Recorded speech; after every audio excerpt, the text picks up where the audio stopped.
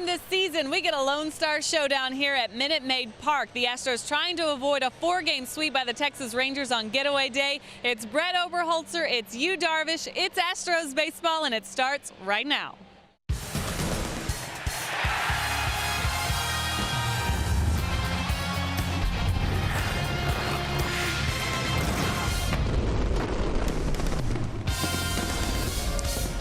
Live from Minute Maid Park in Houston, Texas, Comcast Sportsnet brings you Houston Astros baseball. Today it's the finale of this homestand. The Astros take on the Texas Rangers. Good afternoon, Bill Brown and Alan Ashby. It's been all Texas Rangers in this series. They're going for a sweep of the 4-game set.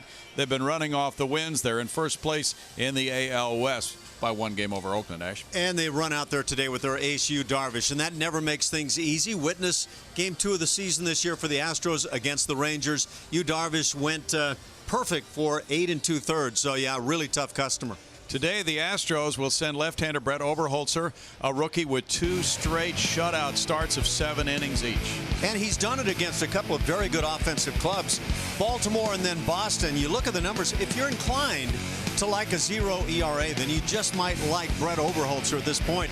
He has been just perfect in terms of being a starter. As a reliever, he had his struggles. But here you see him against the Baltimore Orioles, and he will work that inside corner as well. Nice little change up for a strikeout. He can throw the fastball over bats. Brett Oberholzer, to this point, through 2 games, very promising as you head toward looking for a starting rotation of the future.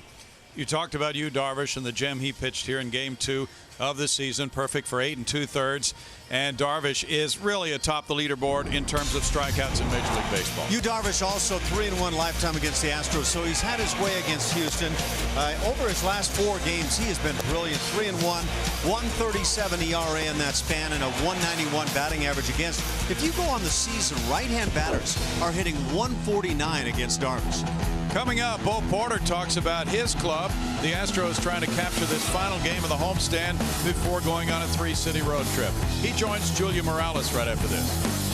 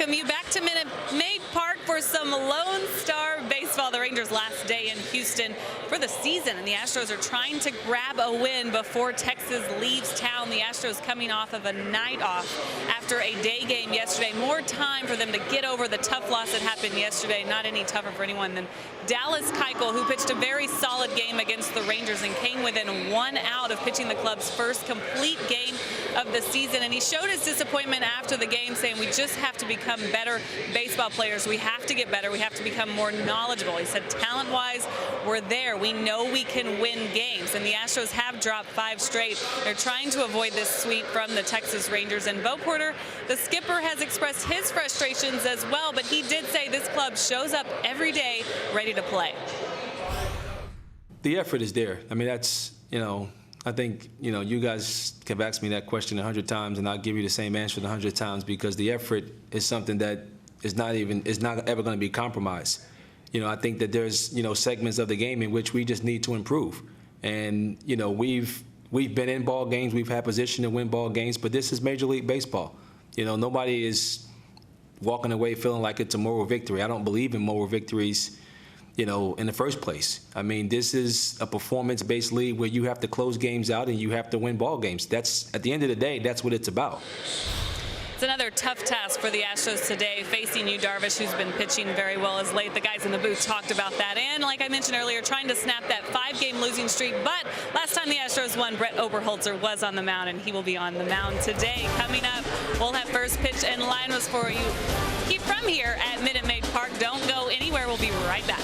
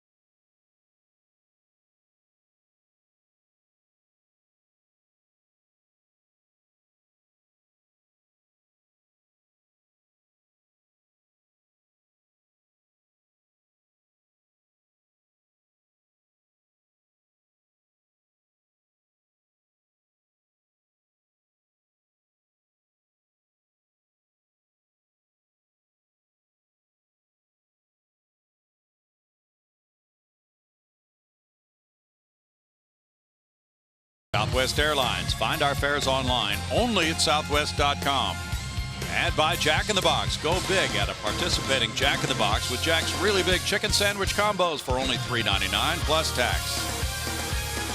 This game is starting right now. Leones Martin getting in the batter's box. Starting about a minute early by the clocks in the stadium. He's on a 5-game hitting streak. And that pitch goes behind him as he squares around as if to bunt. That is ball 1 for Brett Oberholzer. Yeah, just a bit inside, huh? A little bit. Oberholzer has walked 2 in 21 and 1/3 innings. Home plate umpire Ron Culpa walking around. What a way to start the game. We got the home plate umpire shouting it out with guys in dugouts. Don't know that a warning was issued there. I hope not. See one. Martin looks at that one. It's a ball. And it's 2 balls, no strikes. Martin drove in a run with the 9th inning single last night. Ron Culpa, Tom Hallian, Phil Cuzzy, and Chris Guccione are the umpires on this crew. Beats that one off his leg, and it's a 2 ball, 1 strike count. Martin has been a successful leadoff man lately. 3 for 13 in this series, 277 for the season with 6 homers, 27 runs batted in. This is his 14th straight start in the leadoff spot, and the Rangers have gone 12-1 in the first 13. Leads the majors with 10 bunt hits. That's ball 3, and it's 3-1 to the Cuban-born Leonys Martin. I'm wondering if there's some residual effect from late yesterday in the ball game. Martin tried to bunt his way aboard in the 9th inning, I believe it was, when the Rangers had taken a sizable command at that point. And I'm just wondering if there are some angered Astros pitchers that might have led to that fastball being behind the hitter. On Washington looking on, that was definitely the case yesterday when Texas had built up that 5-0 lead, and he tried to put one down.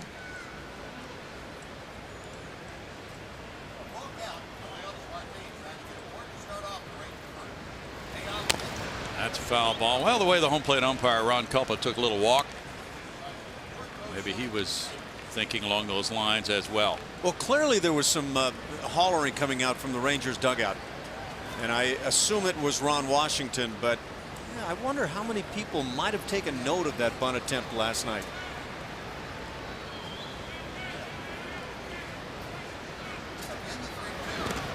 That one bounces up there for ball 4. Well, Martin draws a leadoff walk. The ball got away. Now he'll stay at first base after Carlos Corcoran retrieves it. Here's the lineup with Martin followed by Elvis Andrus, Ian Kinsler, Adrian Beltre, A.J. Brzezinski, Alex Rios, Jeff Baker, Craig Gentry, and Jurickson Profile.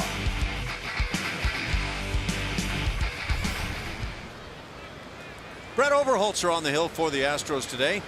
ERA at 2.53. That's counting the games that he's pitched in relief, where he's had an ERA over the 7 mark. You can see he strikes out just over 5 per 9 innings. That whip, very, very good. The 2 starts, 14 shutout innings. Throw goes over to first. Martin has 27 steals in 33 tries. Rangers as a team have stolen 87 bases. That's 3rd in the American League. Good numbers for the Cuban-born outfielder. 82% of the time he has been successful when he's tried to steal. He's going. Here's a throw from Corcoran and the tag by Elmore, and that gets him. Jake Elmore with the tag, and Corcoran throws out Martin, erasing him from 2 to 4. Astros catching of late, making some great throws with runners going. Jason Castro and now Carlos Corcoran today. Pitch a little on the outside. That means you have to reach on the backhand and then make that exchange, and it was perfectly done by Corcoran.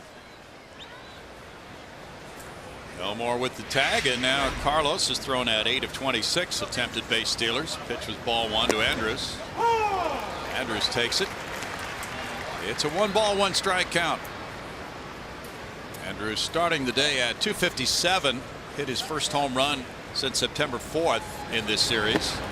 September 4th, 2012. It had been some 557 at bats between long balls. Andrus connecting Saturday night in the Texas 5-4 win.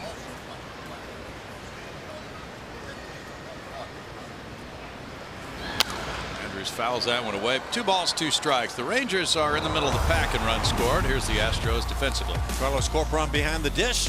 Around the infield, Brett Wallace. Jake Elmore gets the start at second base with Jonathan Villar back in the fold at short. Matt Dominguez at third. In the outfield, Brandon Barnes flanked by Mark Krause in right and Robbie Grossman in left. 2 balls 2 strikes. Andrus has hit .319 his last 23 games. And that one is a strikeout pitch. Overholtzer breaks it down under his hands for out number 2. Big breaking ball sweeping down and in, gets the strikeout. So far through a couple of hitters, you'd have to say Overholtzer's not as sharp as we've seen, but nobody on base and 2 outs for the lefty. Ian Kinsler comes up next. Kinsler's been tailing off lately. He's hit .202 in his last 25 games. His average has dropped from .290 to the current .266. He has 10 homers. He's driven in 48. He rips one up the left field line into the corner. That lands softly and scoots on over deep into the corner. And Robbie Grossman gets it back in toward third on a 2-out double by Kinsler. 21st double for Ian this year. Ian Kinsler a lot of the time will take pitches early in the count, but right here with 2 outs, nobody on base, I think he just flat guessed fastball, got it, and threw a good portion of the heart of the plate and hangs out the line shot.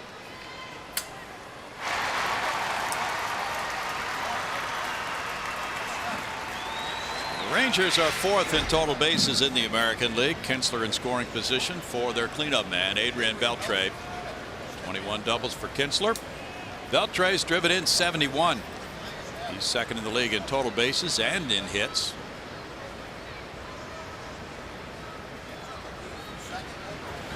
Beltre takes that one. That is strike one to Adrian with a .320 average, 4th best in the American League. He's gone deep 25 times. And with the OPS of 900, that ranks him 6th in the American League for Beltre. Beltre has 4 hits and 11 at bats in this series. Overholzer makes him skip rope. It's 1-1. Beltre's been on a rampage since the 4th of July, hitting .376 with 11 homers, 29 runs batted in. And there he ranks 1 behind Miguel Cabrera for the hit lead in the American League. Cabrera's gone deep twice against Mariano Rivera in that Yankees series. That's very impressive. Not a good swing by Beltre. That makes it a 1-ball 2-strike count after the earlier pitch that made him skip rope. He didn't seem to have his heart in that swing. But Beltre has produced outstanding results against Astros pitching. .347, 4 homers, 9 runs batted in. Rangers have really had the Astros number, winning 10 and losing 2 against Houston. And going back further, they've won 24 of their last 29. In tight to him, and it's 2-2. And this is something that Overholzer is persisting at, and to his credit, working inside on right-handed hitters. Sometimes a young left-hander will come to the big leagues and fail to do that. Beltre with 57 2-strike hits, still a threat.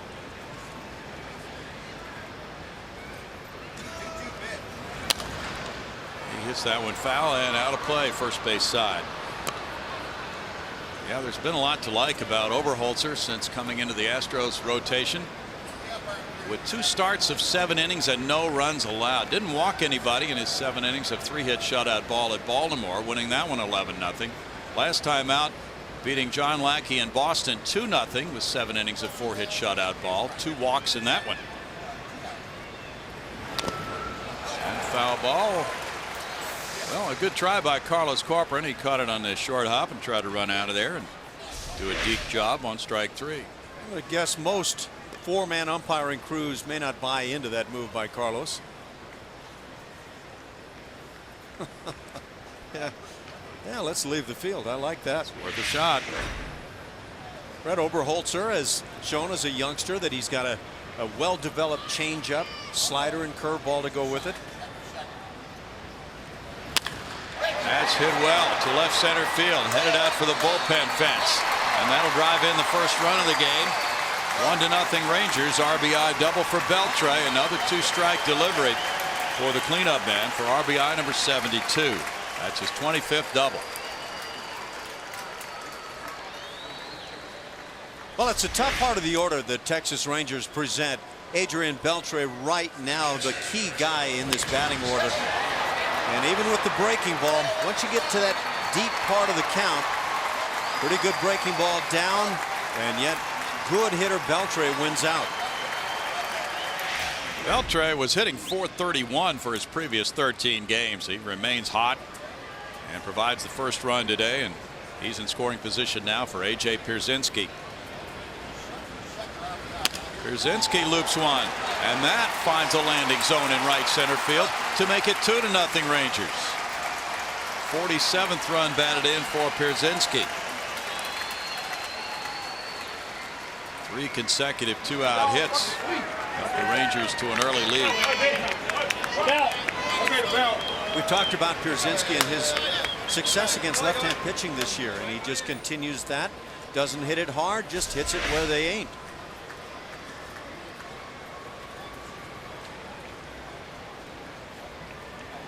Nothing you can do about a base hit like this. Finally, Oberholzer has yielded some runs as a starting pitcher. Alex Rios brings an 11-game hitting streak into this one. 281 is his average. He's gone 4 for 7 in this series, his first 2 games as a Ranger. 12 homers, 57 runs batted in after arriving in the trade from the Chicago White Sox. Rios takes a look at it, and it is ball 1 to him. Rios replacing Nelson Cruz as the Rangers' everyday right fielder after Cruz began serving his 50-game suspension.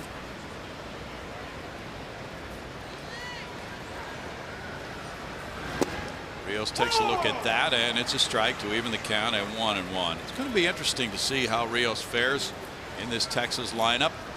He's going to a terrific hitter's park in Arlington and joining a good lineup and picking up a lot of games in the standings, leaving the last place White Sox and moving to the first place Rangers. That sometimes can energize a player. 1-2. I would think it'd be an ideal fit for Alex Rios and for the Texas Rangers. This guy's shown in the past he's capable of hitting 300, hitting 25+ bombs, and he can steal the bags. Good defensive outfielder. He gives the Rangers an upgrade defensively over Cruz. That's strike 3. And the Rangers strike for 2 on 3 hits. They leave a man in the first. They give Yu Darvish a 2-0 working room.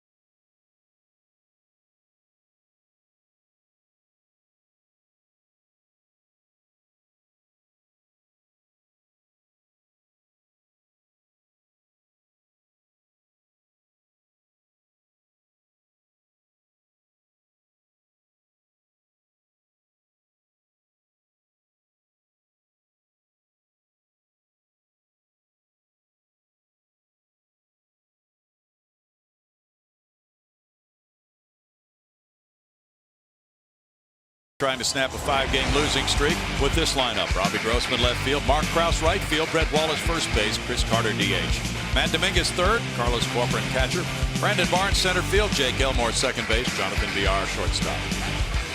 Right-hander Yu Darvish on the hill, one of the tough ones in all of Major League Baseball. Get a load of that batting average by the right-hand hitters against him. 149. The lefty's not having a great time of it, but yeah, that's phenomenal at this stage of things. 149, 11-5 on the year. Excellent ERA at 272. When this guy's healthy and feeling it, you are in for a tough day. Defensively for the Texas Rangers, behind the dish, A.J. Pierzynski. Around the infield, Jeff Baker, Jurickson Profar, Elvis Andrus, and the RBI machine, Adrian Beltre at third base, and a Gold Glove maker. In the outfield, Leonis Martin in center, flanked by Alex Rios in right, and Craig Gentry in left. Robbie Grossman leads it off for Houston. And the left fielder has hit in 11 of his 13 games since rejoining the Astros from AAA Oklahoma City July 27th. He's hit .367 during those last 13. But he's had a tough time in this series.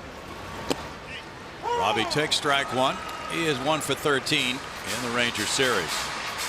Batting average .250 for the year. 3 homers. He's driven in 12. Has an on-base average of .344. Beltre even with the edge of the grass and off the line at third. Darvish has so many different pitches. It becomes really a choice for him on each batter. He has so many different things he can throw up there, Ash. Different angles. Does it from the stretch. That's what he has settled in on. But again, the way he dominates right-hand hitters in particular, he just makes it so tough. And you would think at this stage every team would try to load as many left-hand batters in there as possible, and yet they will have their struggles. He's 3-1 lifetime against the Astros with a 3.03 ERA. And gets a strikeout on Grossman, looking on the breaking pitch for out number 1. Robbie apparently thought this pitch was low, but that's a good looking breaking ball.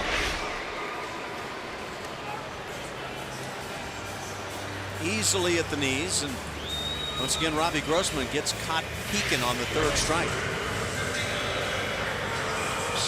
Mark Krause is in that lineup. You talked about the left-handed bats doing much better against Darvish. That's one reason he's in there, batting second. He works the count. Darvish has walked 50 in 146 innings. Krause at 174, 3 homers, 10 runs batted in, trying to get something started here. He has gone 4 for 10 with a homer against Texas pitching this year. Darvish throws in at strike 1. See, there's your leadoff fastball, but what he does is he puts a little cut on it at the last instant. Now, he's not throwing real hard here yet this afternoon, but he just darts the ball back and forth and spots it in great locations. Inside to Krause. Very willing to work the inside edge. Darvish will turn 27 in 4 days. Last year he went 16-9 as a Ranger with a 3.90 ERA. Fastball zips by Krause to make it 1-2. Krause is tops on the Astros club in pitches per plate appearance, 4.36. Brett Wallace on deck. Darvish spent some time on the disabled list with a right trapezius strain in July.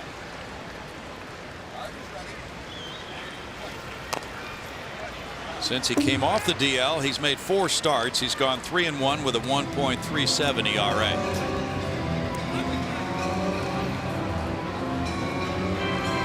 This is his 4th start of the year against the Astros. The last time he faced them in Texas, July 6th, he lost the game 9-5, giving up 5 runs in 6 innings.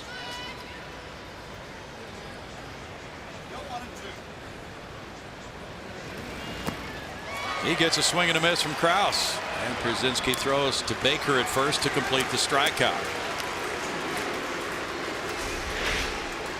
Just another breaking ball, and you get the sense that Darvish knows early on that he doesn't have the great fastball at this point, but he bends that breaking ball in the dirt, gets the swing on it, and back-to-back strikeouts to start things.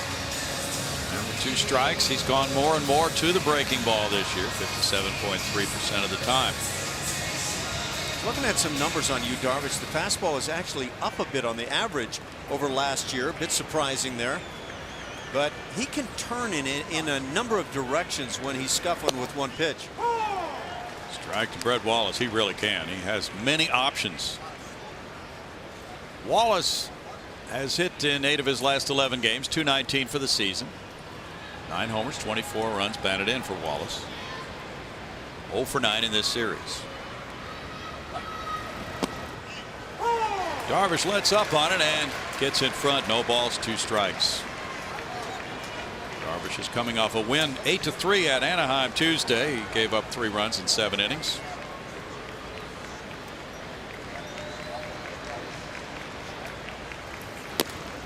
Runs that one away to create a 1-2 count for Wallace with Chris Carter on deck. On the 0-2, Darvish goes to a bit of a slide step to hurry things toward the plate and brings the fastball at 95.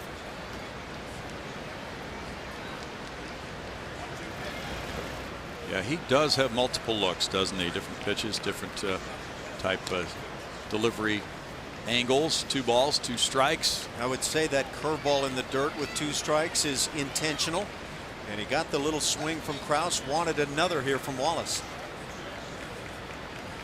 After Darvish pitched in Japan, the Rangers signed him as a free agent, 6-year deal, $60 million, and they also paid a posting fee of $51.7 million as he replaced lefty C.J. Wilson in their rotation. Full count now to Wallace. A lot of money, but this guy is proving to be nothing but a winner. That's strike 3. Darvish strikes out the side, and the Rangers lead it 2-0 after 1.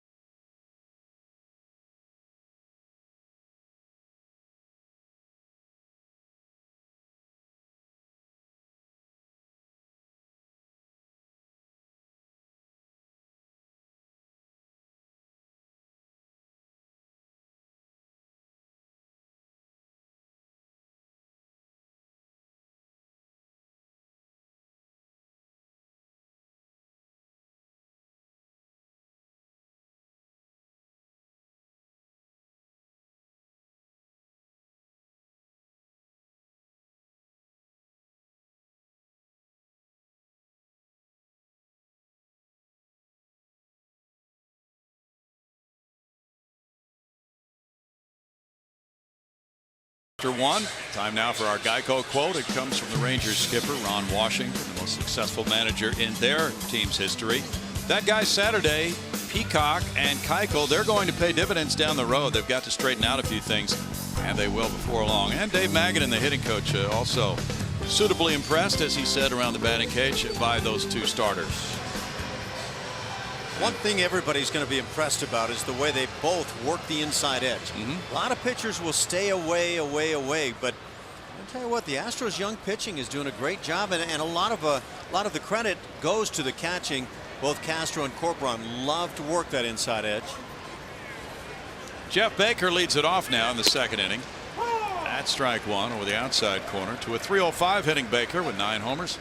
17 runs batted in a platoon with Mitch Moreland at first base. That's a drive to center field.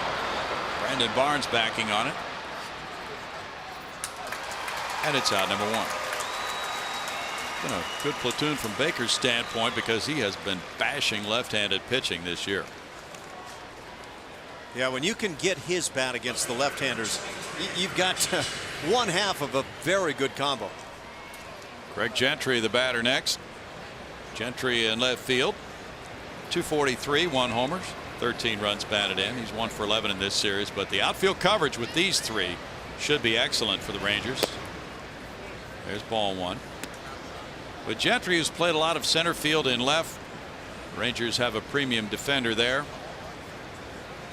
And Martin, one of the best throwing center fielders we've seen, can go get him as well. Gentry's late on that one, and then the right fielder Rios is well above average, and he has 9 outfield assists. Martin has 7 outfield assists.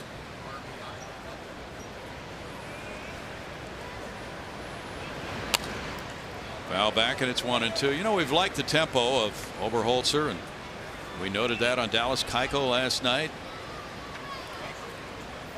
There you see the breakdown on Gentry, 272 against left-handers. They're setting a nice pace.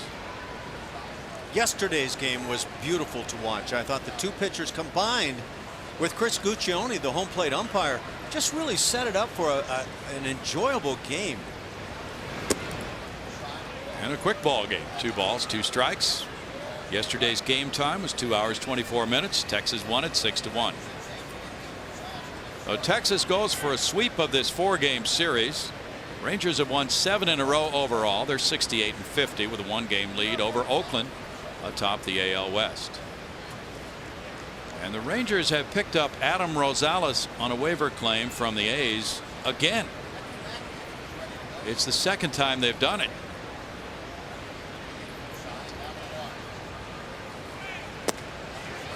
Strikeout for Oberholzer.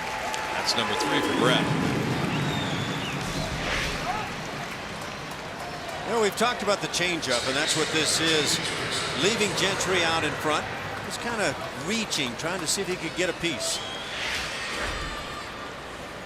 Jurickson Profar, the second baseman, with a .243 average, has 4 bombs. He's driven in 19, 2 for 12 in this series for the native of Curacao.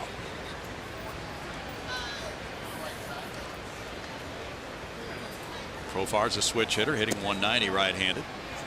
He takes a look at that, and Oberholzer has fallen behind him 1-0.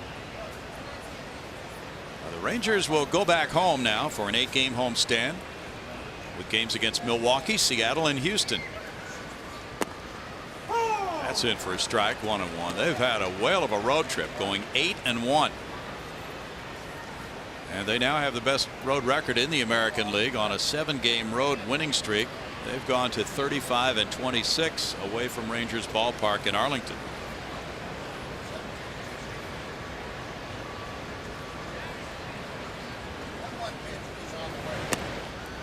That's close. Might have been a strike yesterday.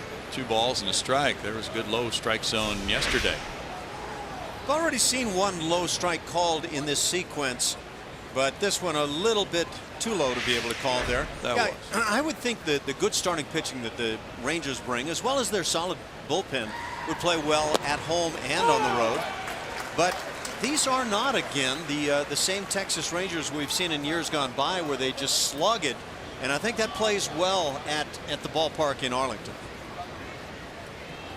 Well, their record at home is just about the same as it is on the road. If they have made Minute Maid Park a home, they've won 8 straight in this ballpark and 18 of 21. 3 balls, 2 strikes. And reaching back in the last 36 games, the Rangers have won 29 of those from the Astros. They've already captured the season series with their 10-2 record in a 19-game series. That's ball 4. Profar taking a walk, the second of the day for Oberholzer, and Martin will bat.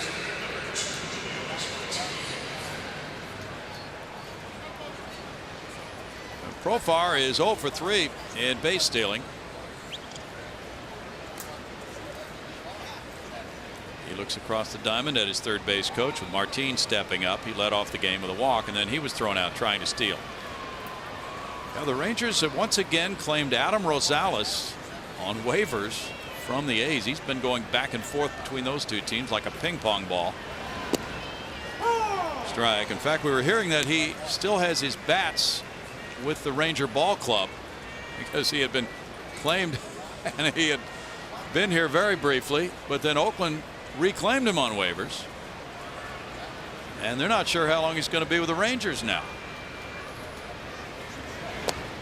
Swing there, and 0-2 for Martin because Lance Berkman continues his injury rehab assignment. Lance was 1 for 4 as a DH for Round Rock last night.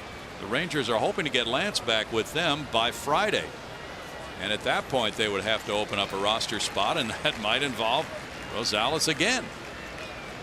It's got to be a joy to be a utility infielder. Swing by Martin, and he strikes out. That's number 4 for Oberholzer. It's no runs and a man left, and it's 2-0 Rangers.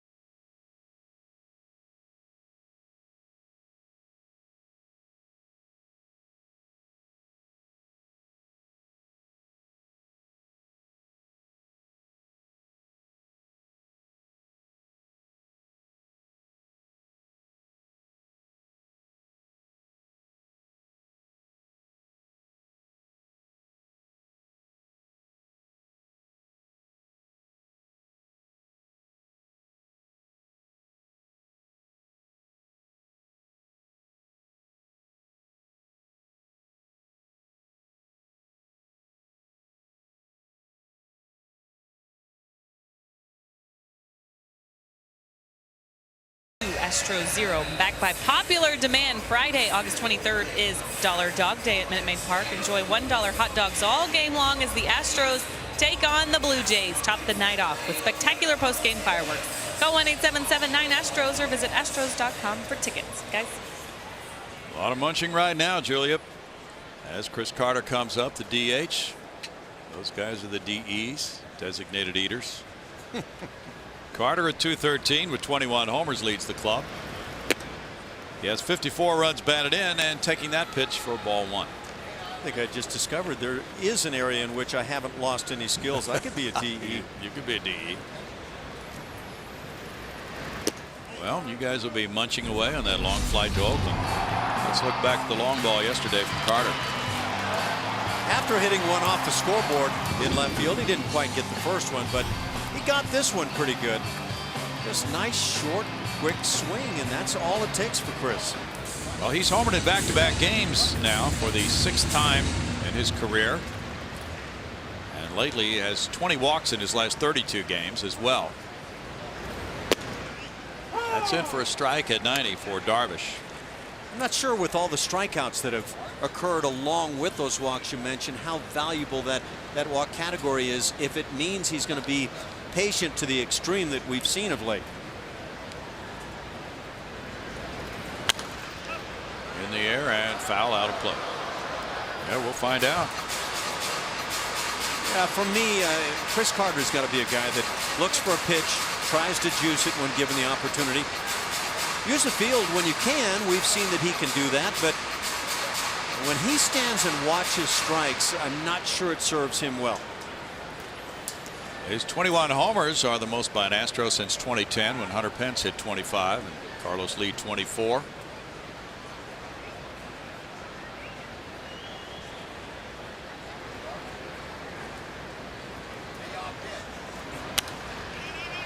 That breaking pitch is foul back. Darvish has surrendered 18 long balls in 146 2/3 innings. He leads the league in strikeouts, 3 today, giving him 195. And he is second in batting average against. 193 is the batting average against Yu Darvish. Carter puts it in the air to right field. Rios coming in. Second baseman Profar out, giving way. 1 out. Darvish shaking his head like he's not happy with something at this point. Getting to that 3-2 count may not have been his goal. Has high standards.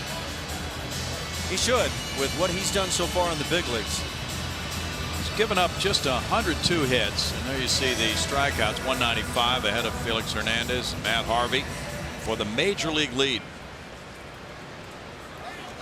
Matt Dominguez batting 5th again today. He's been elevated in the lineup. Strike one to a 229 hitting Dominguez. 14 homers, 56 runs batted in. Since 1900, the only pitchers born outside the U.S. who led the majors in strikeouts are Fernando Valenzuela and Johan Santana. No balls, 2 strikes, and that's the position of Darvish right now. Only Max Scherzer, with his terrific season, has been tougher in terms of the batting average against. That by a point.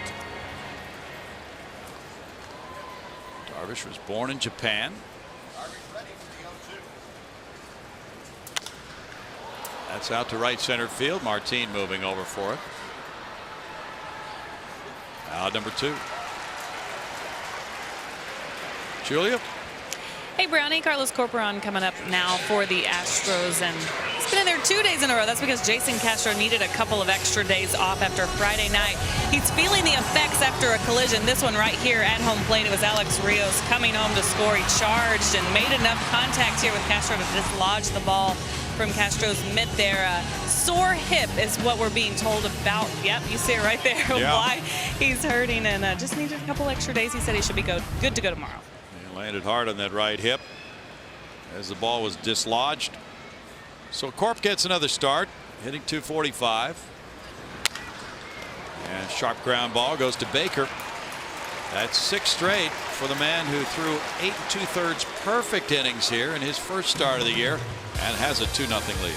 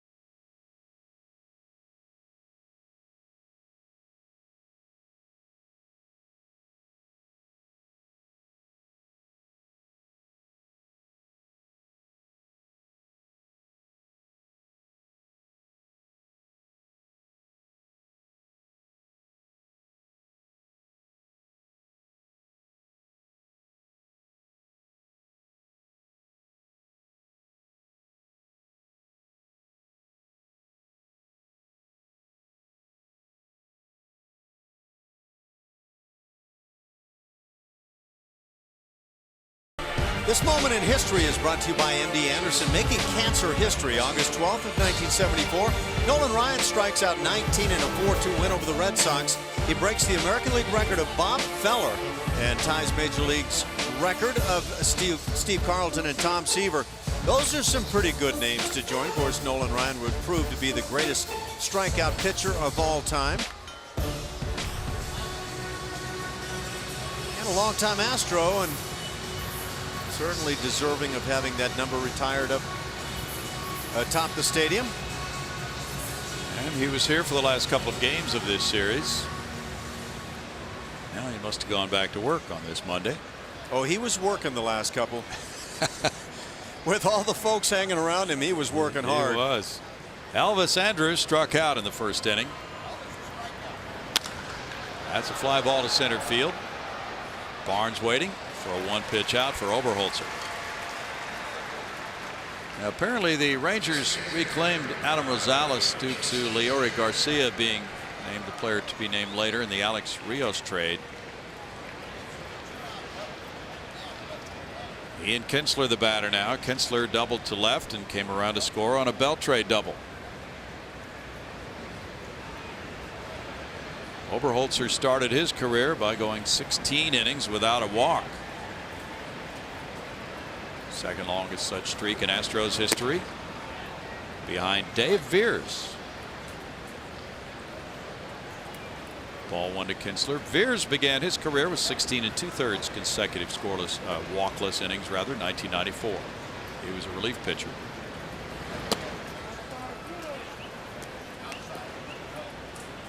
Two balls, no strikes. These two teams will be meeting in Arlington, Texas. Now the infield shifts around with a count 2-0.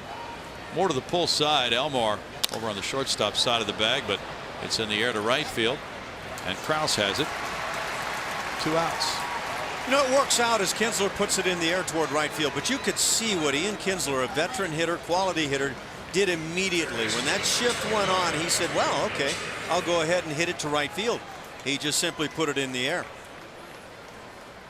Adrian Beltre, after his RBI double in the first inning, is hitting .457 on this road trip for the Rangers, going 16 for 35. Really quite a threat both ways, as you mentioned, with the glove as well as the bat. And a real leader on this Ranger club. Elmore's out in shallow right center, and it's a 5-pitch third inning for Oberholzer. 2-0 Rangers.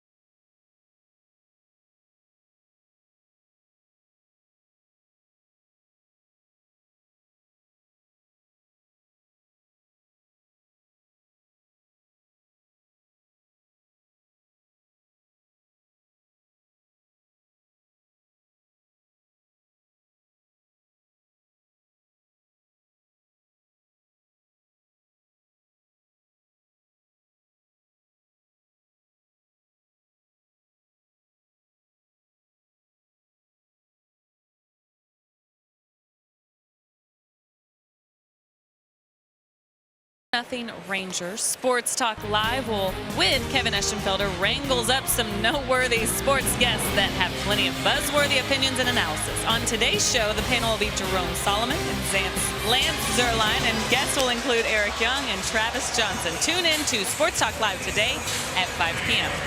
EY is going to be on Sports Talk Live. EY. We'll be tuning in for sure. And Kevin himself was out here. It's a day game, so he got a chance to come out for a little while before going to work. And Yu Darvish now in the bottom of the third inning brings a 2-0 advantage, and he has retired all 6 men he has faced through the first 2. There's Kevin himself saying hello to photographer Bill Baptiste. I wonder if he's figured out how to do the moonwalk so he can compete with EY. Well, it's very difficult to compete with EY. Brandon Barnes, the batter. That's strike 1 to Brandon, who's hit 3 of his 6 home runs against Ranger pitching. With a .240 average and 25 runs batted in for Brandon. 2 hits in the series. Ranger pitchers have been very sturdy this season, with the 4th best ERA in the American League, 3.65. And their ranks have been bolstered by the acquisition of Matt Garza. So in this series, they threw Garza Friday night, Derek Holland Saturday night, and then a very impressive Martin Perez at age 22 yesterday, and now Darvish. It's a difficult 4 games for the hitters, and that's strikeout number 4 for Darvish. Well, this slider had its way with Brandon Barnes here. You can see maybe it starts near the outside corner, but when it's all said and done, that's just an at bat you want to forget. Jake Elmore hopes to have an at bat to remember right here. Elmore at .247 with 2 homers has driven in 6. That's a tough challenge, as you indicated. Right-handers hitting .149 against Darvish. He delivers strike 1.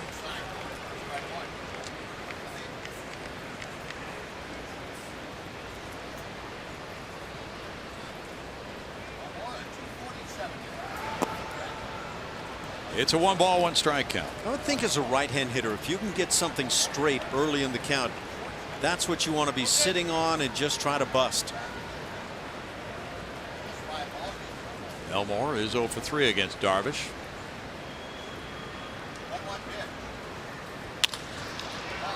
What a play there. Beltre was drawn in. Takes care of out number 2. That ball was lashed right at him, went down to his knees and picked it cleanly with a glove hand. Jake Elmore has a quick bat, but Adrian Beltre made a pretty good living, aside from the fact that he's a great hitter. Made that living defensively as well. He is terrific.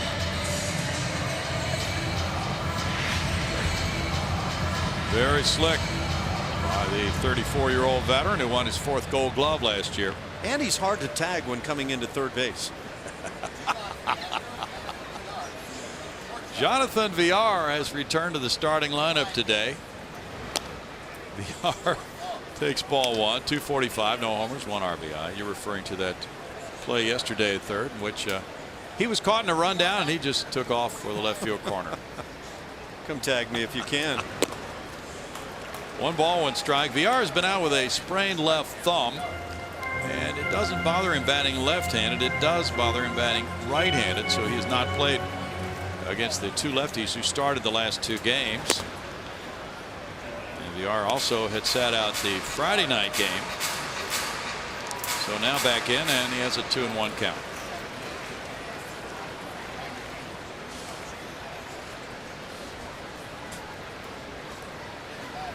Villar is somebody who does bunt. Beltre in on the grass at third, and Baker is shortened up at first as well. He's even with the base there. That's a strike call, and it's 2-2. Adrian Beltre is a guy who's going to take the bunt away from a lot of guys. Just not going to challenge him. But I think Jonathan Villar has shown that he almost has no fear in any situation. I would never be surprised who he would bunt on. Darvish gets strikeout number 5. He is perfect through 3 and has a 2-0 lead.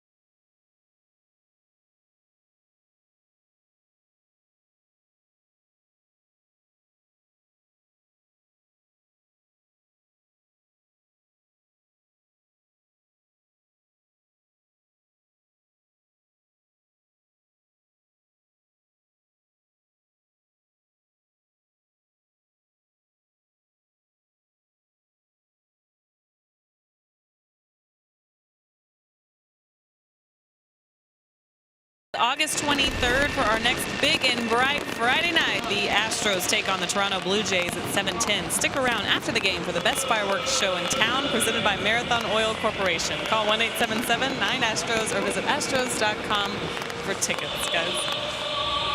Look forward to it August 23rd against the Toronto Blue Jays. What are we listening to? Opera music, Ash? I think that's your music there, Brownie. It sounded great. I think they have gone into your car and. Oh, that's the wacky walk-up selection, Ave Maria, by Luciano Pavarotti for A.J. Pierzynski. Does he have a wacky selection that he? Well, we can only guess. He took strike one, so Pavarotti put him in a hole. And now 0-2. So Luciano has fallen behind in the count, 0-2. Pierzynski delivered a run-producing single in the first inning. So if he makes an out, that's on Luciano, right? That's the only way I could call it. How many guys do you think have opera as their walk-up selections? He punches one toward the left field corner. That's going to be a foul ball. Well, he was within a foot or so there of everybody wanting to have it. Opera gets you the extra base hit. I'll try it. This line shot didn't miss by a whole lot. No, it did not. Luciano Pavarotti would have been proud.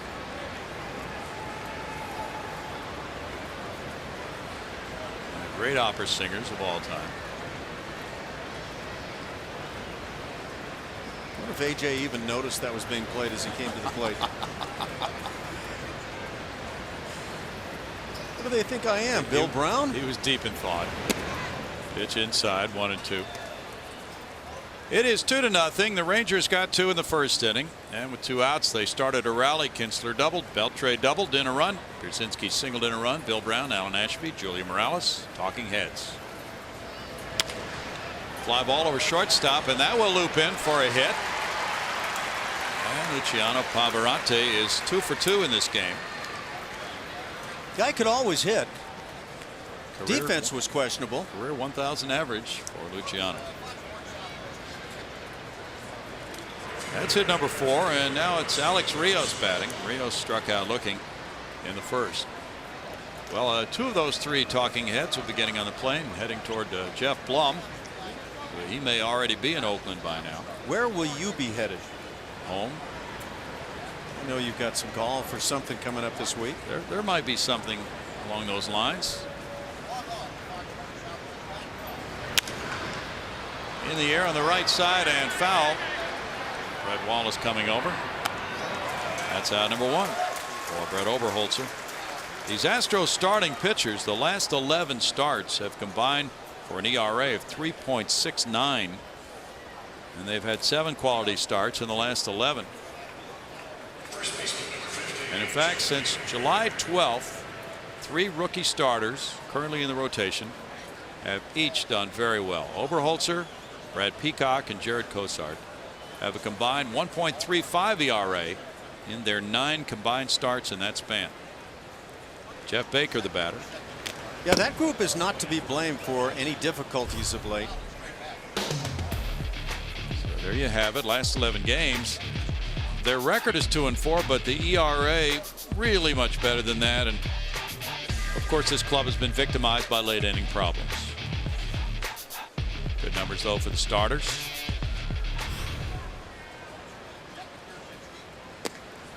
Swing there by Baker takes the count to 0-2. Starters have now moved from last place in the American League in terms of ERA to 13th, and it's a nice move forward. They're in front of Minnesota and Toronto in that regard. Toronto Blue Jays spent a lot of money to bring some pitching in this year. Didn't they though? Mark Burley and Josh Johnson, R.A. Dickey. 1-2.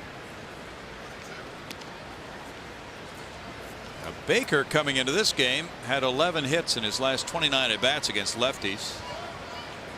And for the year, he's hitting .361, 8 homers, 14 runs batted in against lefties in just 61 at bats.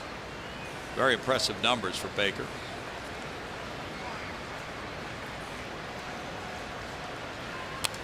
And he fouls that one back. tomorrow night, you guys in Oakland. You'll be on the air, by the way, Ash, in case you haven't yet checked. I just hate the way you use that term, you guys, but go ahead. 8:30. 8:30, that's Houston time. So that will be 6:30 your time in Oakland. Just trying to be helpful. And you'll have Jordan Lyles and Bartolo Colon. You are nothing if not helpful. And Mr. Jeff Blum should be raring to go. In the air, and that's hooked foul into the seats to keep the count of 1-2. Now Jeff Blum has been honing his resting skills of late, and those are the pitching matchups coming up. Jordan Lyles really has some work to get turned around, and love to see him be back in that strike zone come tomorrow night. You know Bartolo Colon will be. Jared Cozart and Eric Bedard. Those two have been throwing the ball well. Those are the matchups, and newcomer Sonny Gray has entered that rotation for the Oakland A's. The very confused weatherman for the A's. That's a swing and a miss. And his strikeout number 5, and Oberholzer is hanging right in there after giving up 2 in the first. High cheese and blows it by. You know, when you're feeling real frisky as a hitter, feel like you can handle anything, and you just let it fly early. That high fastball so difficult to get to. Well, Baker is retired for the second time. And Craig Gentry bats next. Gentry struck out earlier on a 2-2 pitch. That's grounded foul. Oberholzer has already achieved a piece of Astros club history. He's the first pitcher to hurl 7 or more scoreless innings in his first 2 major league starts. And in fact, he's the first pitcher to do that in the big leagues since September of 1980, when the Phillies right-hander Marty Bystrom hurled 9 innings and 7 innings, both with scoreless results, in his first 2 major league starts. 1-1. As those 1980 Phillies were on a collision course with the Houston Astros for the league championship series that year. Took 163 games for Houston to get there and face the Phillies, and that kind of messed things up. Joe Niekro had to pitch 163 in LA, and a huge victory, one of the great ones for the organization. Had a chance to win that series though with the Phils. Yeah. 1-2, and then you had to fly to open the series in Philadelphia. Yep. So you had to go from LA. Yep. And your timing was all off because of that extra game, so you had no rest for game 1. That made nonetheless, the Astros took a 2-1 lead in that best-of-5 series, and we were playing in the Astrodome and had leads late in games 4 and 5 and saw them get away. Over toward the line, Mark Krause coming. Krause makes the running catch. It's no runs, a hit, and a man left. Oberholzer keeping it close, 2-0 Rangers after 3½.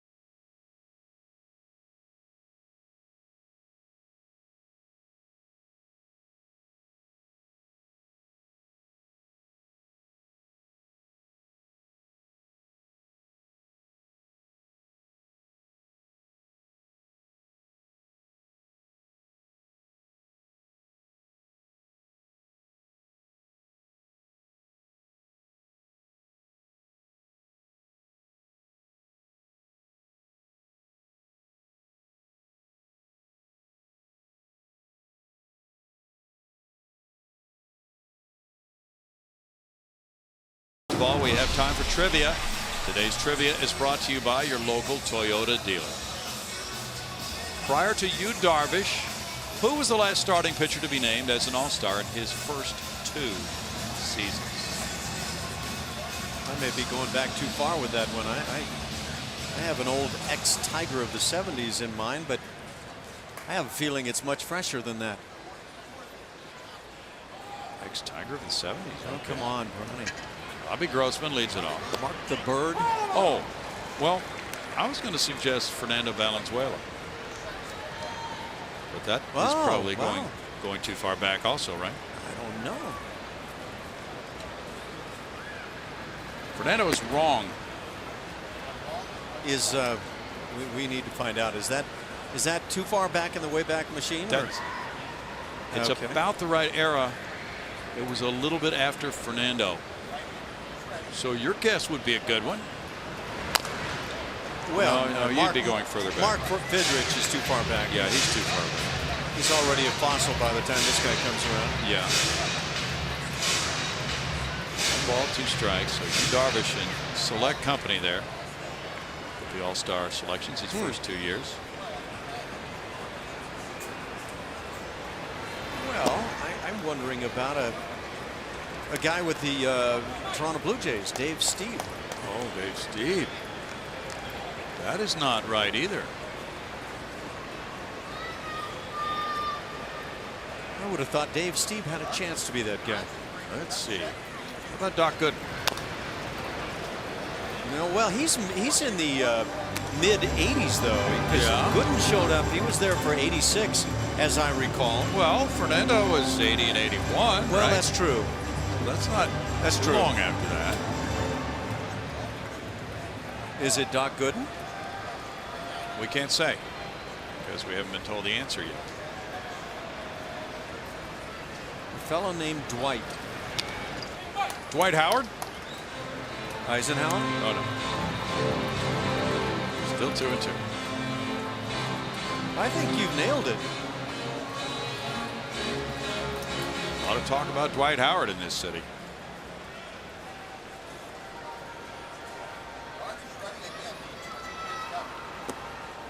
Off the plate, and it's 3-2. By the way, have you heard the name Jose Abreu? I have. What has that been in reference to lately? It's in reference to perhaps the greatest Cuban slugger who might be playing Major League Baseball. He's just defected from Cuba, somewhere in the Caribbean, according to Twitter reports. Better than home run champion Yoenis Cespedes? Well, yes, supposedly. That's strikeout number 6 for Darvish. First of all, the answer to this trivia question: last pitcher to be an All-Star's first 2 years. Oh, quite good. 1984. You busted that one. Just fell into it. But this Jose Dario Abreu is in the Caribbean, supposedly, according to reports. He's 26 years old. He hit 19 homers and 264 at-bats in Cuba, which doesn't tell you much. But in the World Baseball Classic, he was 9 for 25, 3 homers, 9 runs batted in. Mark Krause, the batter. He struck out first time. There's strike 1. And supposedly, he is going to command top dollar on the free agent market when he becomes a free agent. And that could mean a package of $70 to $80 million, according to one report. And supposedly the Rangers and the Red Sox would be 2 clubs who might be going for him, because they have situations at first base requiring upgrading in the opinions of some, and they have the money to pay. So this guy's a first sacker. Yep. Yeah, these teams, you talk about the Rangers and the Red Sox, they have some experience at this sort of dealing. Strike 1 and 2. I would assume no posting charge, or is there? No, not for Cubans. It's not like Yu Darvish in Japan, because he's not owned by any professional team. And according to reports, he has escaped Cuba, so that makes him completely free once he establishes residency in another country. In the air behind third base, this on the left field side is caught by Gentry. And that's out number 2, and that is 11 straight retired by Darvish. So that's a name to watch for somewhere down the road. Abreu. Fred Wallace was caught looking in the first when Darvish struck out the side. And Darvish is looking about like he did in game 2 of the season, Ash. Yeah, I would say that the box score looks rather similar right now. Nary a base runner for Houston. I wonder if Darvish has allowed himself to consider the possibilities. Well, he certainly was considering them back on the second game when he had that perfect game for 8 2/3. And Marwin Gonzalez hit that ground ball right by him for the only hit. Classy reaction by Darvish at the time. Really was. He had that smile on his face. Yep. Everybody wants it, and when it doesn't happen, especially that close to the finish line, you have to be extremely disappointed. But he just reacted so beautifully. Fastball, and it's 1-8-2. That's a little more of what the Astros bats need to do right now, in my opinion. Air it out. Take some good swings. This guy's not going to pitch around anybody. Well, Ron Washington took him out after that 8 2/3 inning start here, his 7-0 win on April 2nd because of the pitch count. But he had no walks and 14 strikeouts in that game in 8 2/3 innings. He was throwing harder that day.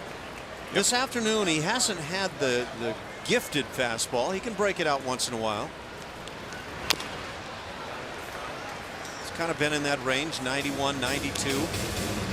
One time we've seen him light it up to 95, but he was steadily in that mid-90s range, as I recall, early on, that first start of his on the year. Yeah, and the odd thing is that he has thrown fastballs only 39% of the time this year. Last year he threw that fastball 49% of the time. Is that a matter of maybe not feeling like he's throwing as hard, or that he's learned something? Well, the results are certainly the same so far. Through 4 innings, perfect Darvish, and a 2-0 Texas lead.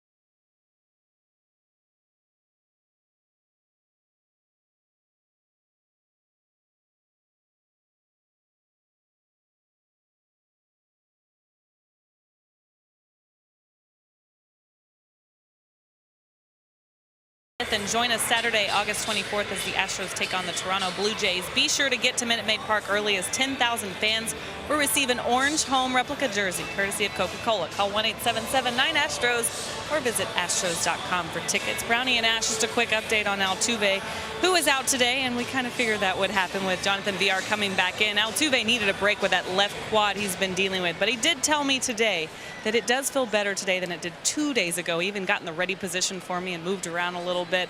Said he is available and hasn't been very good against Darvish. This is probably a good day for him.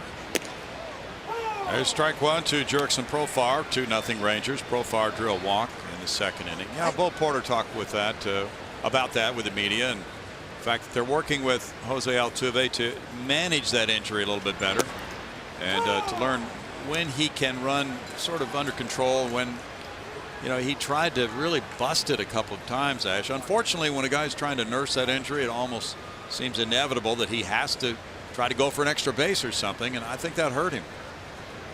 Crazy quirk of this game, but I think it's great news that he feels better today. Barnes in center field. because of the fact he had to run so much and hard yesterday. If he got through that, it would seem he's moving in the right direction. True. Well, we want to remind you to tune in to Chevy Hometown Kids every Saturday morning at 9:30 on CSN. Chevy Hometown Kids, where it's not about the score, but the experience. These kids are having a great experience. They'll be headed back to school soon.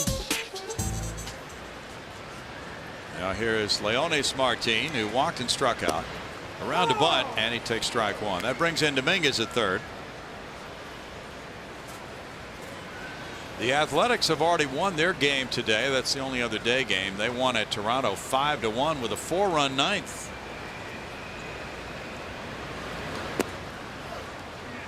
Taken for a ball. So the Athletics are now 67-50. The Rangers are 68-50. The Rangers will need a win today to stay one game in front of Oakland.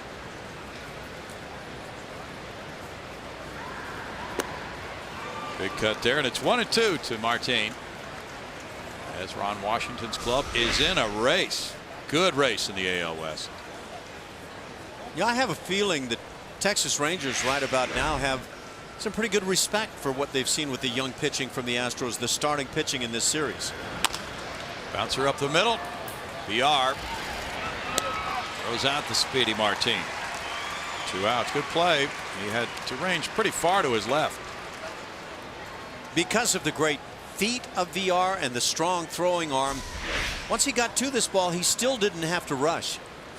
Winds up making it rather routinely. Takes the couple of extra hops and strong arm to get the out. Elvis Andrus is 0 for 2, a strikeout and a fly ball to center. Ryan Cook was that winner for Oakland in relief. Go ahead. My bad, Brownie. A talented young man at shortstop, and you can sure project him as a long timer at that position. Yes. Cole Porter likes him very much. Strike one to Andrus.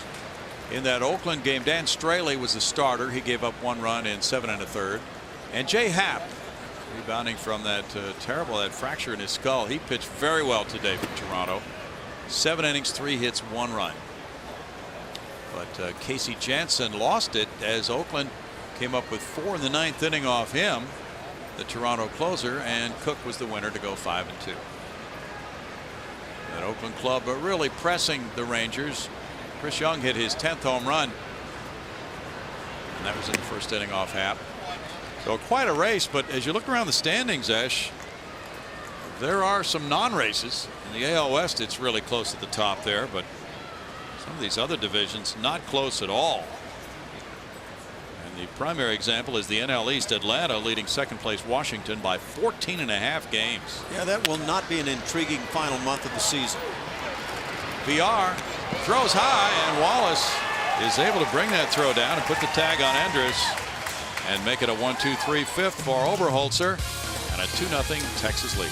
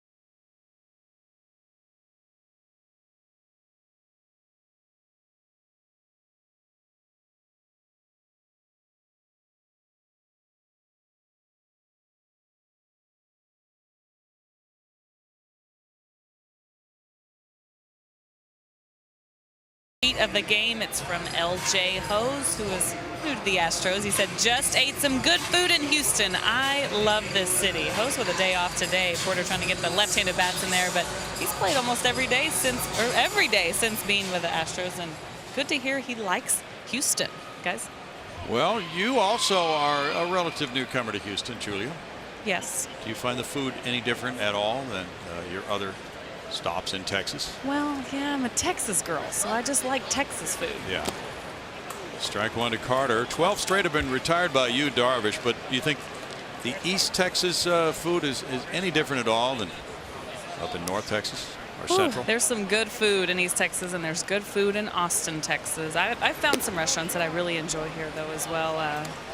I'm going to go blank right now, but I'm getting around. I'm learning. Yeah. I even tweeted about it the other day. I was like, if anybody has any recommendations, send them my way. Oh, you'll get some. I'm going to have to challenge Julia a bit. I've noticed she's been okay with food in other parts of the country as well. 1 and 2. This is true. So now when you think of Oakland, what's your specialty there, Ash? Oakland. For Julia, yeah. Oakland. Oh. Well, San Francisco, that's, you've got to go seafood there, Julia. Right. I had seafood last time I was there with you. Yeah. We had some delicious fish. We really did. What did we have anyway? That was a long time ago, too. That was months ago. Early April. Struck him out. That's number 8. Well, you'll come up with something along those lines. Fisherman's Wharf was nice. Yeah, the fastball just gets thrown right on by here. But the thing about San Francisco is you can do ethnic variety while you're there for a few days. Yeah. Really great in that regard. Well, you Darvish kind of has that flavor too. His father is Iranian. And look at those results for you, Darvish. Matt Dominguez takes ball 1 high. Dominguez hit a fly ball to center in the 2nd inning.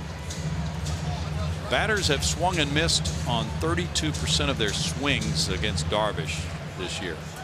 It's the highest rate against any major league pitcher who qualifies in terms of innings pitched. It's 2-0. Well, would you think of him? Not really as a Cy Young guy, right? He's 11 and 5, 2.72 ERA. What do you think, Ash? No, I can't see the Cy Young going that direction this year. It's what I was going to say about you, Darvish, though, right here is if he is thinking at all, and he should be, about the possibilities this afternoon. He's put himself in a great spot with the 60 now 2 pitches, and that one was very close as he works in the 5th inning, giving himself a chance to maybe go deep and have a shot. Well, he can't be perfect if he walks a guy, and he's behind 3-0.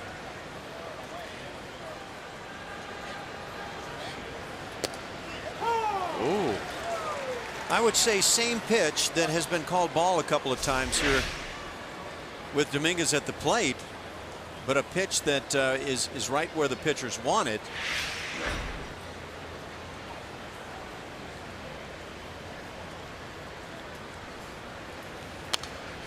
Now back by Domingo. It's 3-2 to Matt Dominguez. Now, if you're talking Cy Young Award right now, for me in the American League, Max Scherzer with his 17 wins already, 1 loss. I'm not sure how you get by him. No, you can't get by him. He has a 2.84 ERA. That's 6th best, 7th best in the American League. Slightly higher than Darvish, but those 17 wins speak loudly. That's strike 3. After falling behind 3-0, he gets his 9th punch out. And as he picks up the strikeout, watch, he doesn't come with a 3-2 give-in fastball. He bends one in, and Matt Dominguez knew he had been had. That is part of what makes Darvish so difficult, is that he's not afraid to throw any pitch, any count, and he knows he could throw it for a strike.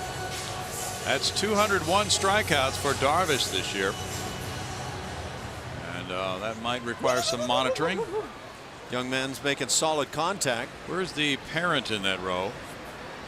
Carlos Corp, the batter, probably sitting right behind. There's ball 1. Corp grounded out to first base, hit the ball pretty sharply in the 2nd inning. We'll keep an eye on that group, by the way, for you. May have to send someone down.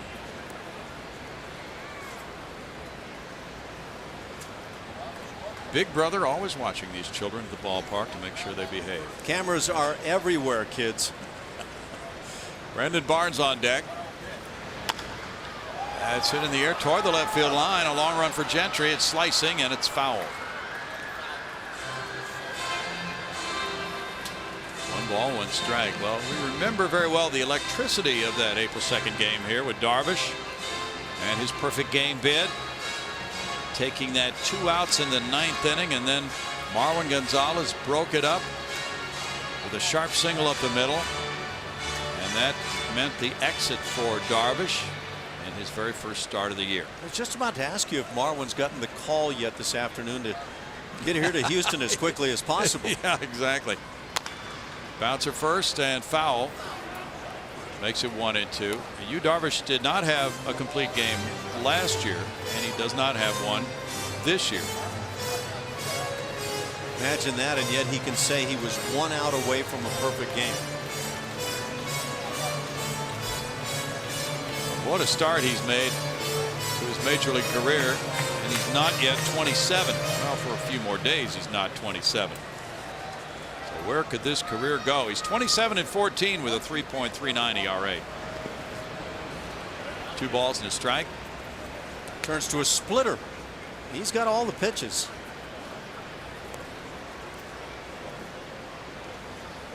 He really does. He's got a changeup and a splitter and a cutter and a slider and a curve and a fastball.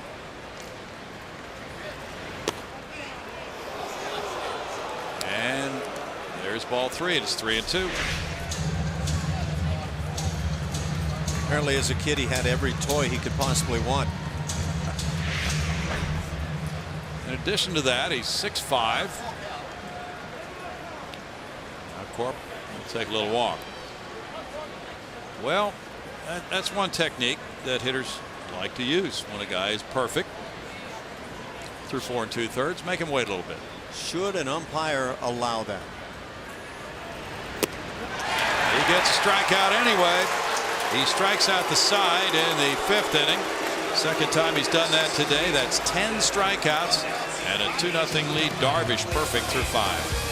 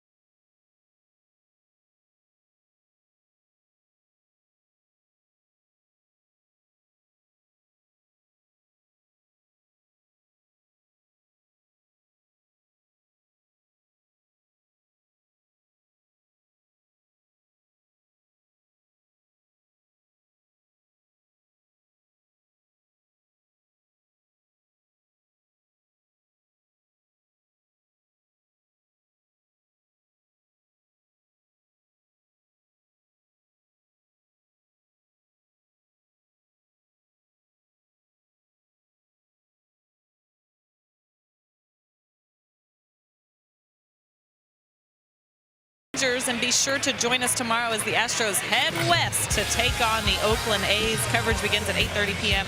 on Comcast Sportsnet, your home of your home teams, guys. Well, Julia, you were busy just now reading that promo. Well, we witnessed a marriage proposal up on El Grande, the big screen here. And a special moment, but he put the ring on her right hand. Oh, no. Yeah, he did, Julia. Now they've switched it, but initially he went for the right hand. They look happy. So does that qualify as an official proposal when you mess up like that? I guess that counts. I think he needs a redo on that one. Are they off work? What are these? It's Monday afternoon. Yeah, they're taking the day off to get married. Okay. It's butted over the screen. And that's strike one to Kinsler. Kinsler doubled in the first inning. He's 1 for 2. Well, you shouldn't have to work if you're proposing, right?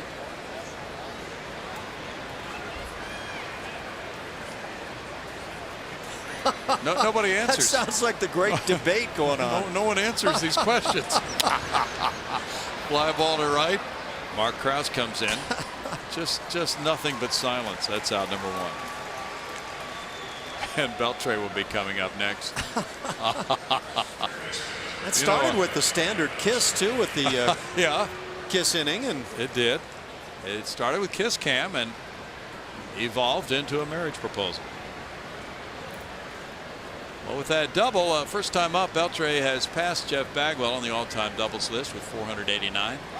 66th place. Mickey Vernon of the old Washington Senators, and that's appropriate because the Rangers were at one time the Washington Senators. Well, he's next up on Beltre's list. See who's been passed on that list? Mel Ott. Oh boy. Well, we talked about it the other night, the first night of the series, Ash, with Beltre, that he is on a Hall of Fame path depending on how many more years he plays and whether he continues to play at this level. Yeah, he has not had a messed up career to this point. He's loading it up with gold gloves and a lot of praise as being the third baseman in the American League. A lot of times people ask the question, was this guy ever the best at what he did? Fly ball deep to left field, headed for the wall, and that one will be fielded by Robbie Grossman. It came up short, and he comes in with a double as Beltre has his second of the game, the 26th double of the year. Looked like that ball was better hit than that coming off the bat. Let's see. I think this must have been right off the end of the bat. Good swing, ball not really drilled, and then the defense got shabby at this point. I don't know if Beltre was going to come. Hard to say watching him come around first base. Well, there's Ave Maria again, Ash. Well, he's 2 for 2 on the game, so why not? Luciano Pavarotti singing once again for A.J. Pierzynski in our wacky walk-up selection. So whether he selected it or not, he's 2 for 2 with it with an RBI. If he winds up with a game where he gets 3 or more hits, I don't think see where he has any choice for the rest of his career but to go with Pavarotti. All back for strike one.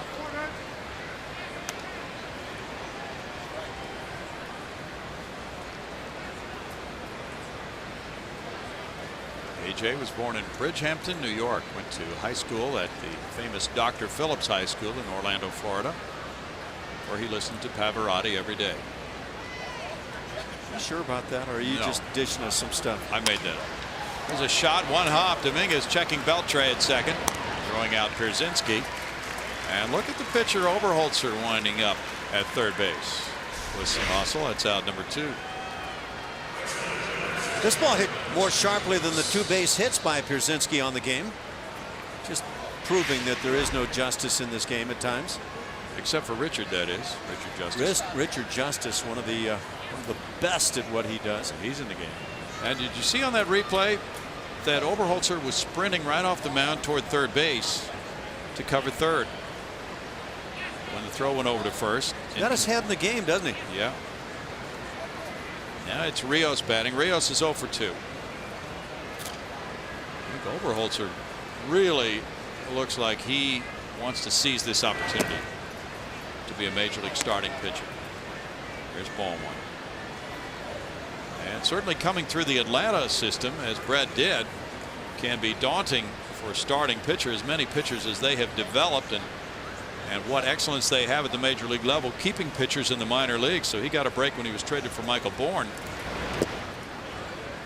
2-0, but then he had to take advantage of it. And in 2011, after that trade, he had been at AA Mississippi for the Braves and having a good year. Well, he went to Corpus and made 6 starts at Corpus Christi. He was 2-3 with a 5.27 ERA. Then last year he was 5-3 at Corpus with a 4.21. and made 15 starts for Oklahoma City, 5-7 with a .452 there. Fly ball, lazy one outside the right field line. Wallace giving chase, and so the numbers were not all that compelling coming to spring training this year for Brett Oberholzer. He just turned 24. Still plenty of time to develop. An 8th round pick of the Braves in 08, and now his stock has risen very high compared to where it was a couple of years ago. He's been known as a guy with no real plus pitch, but above average command of all of his pitches. And he just seems to mix them together very intelligently. Foul back. 2 balls, 2 strikes to Rios.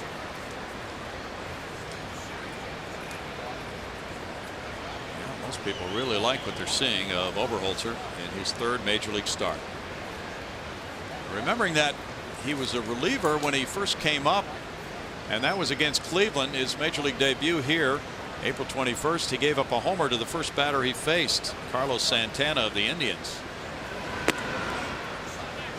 Inside ball 3, and then in that 2-inning relief stint, he gave up another homer to Drew Stubbs. He was sent right back down to Oklahoma City, back up in early July for 2 relief appearances, one at Texas, a good one, 3 1/3 innings, 1 run, and then back down again until late July. Swing and a miss there, and Rios is down on strikes. So Oberholzer against this perfect game bid of Yu Darvish, pitching well himself. 2-0 Rangers.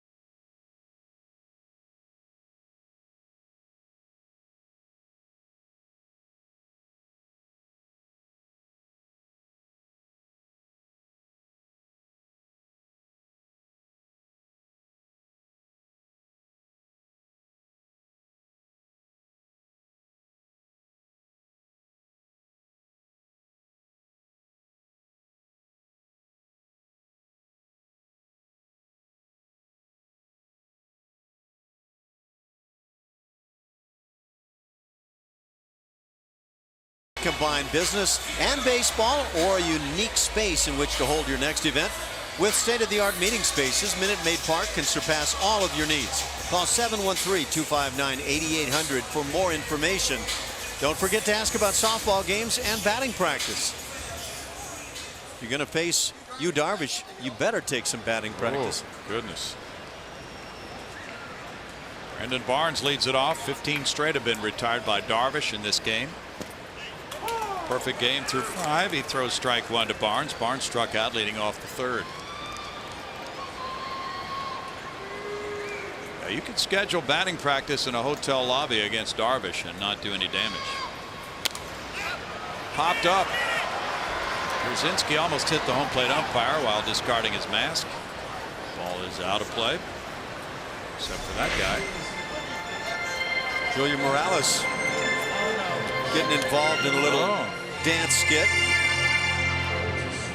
I'm safe nowhere in this ballpark. You're going to be on Dance Fever pretty soon. You in orbit. Orbit is the best dance partner. I'll give him that. Have you seen Orbit's little routine on the big board before the games? The flash dance? Flash dance, fantastic. Yeah, it's very good. To the song Maniac, which is Ash's favorite. Struck him out. That's strikeout number 11. Wow, a couple of breaking balls to start it, and then just slips the cheese right on by. Now, this is masterful. You're looking for the breaking ball. You've seen a couple already. They've been really good. He doesn't need it. Yeah, I want to know who got in that costume and did that dance routine you referred to. I thought it was you. Well, don't put too much money on that bet. Jake Elmore hits one to center field. Martin back.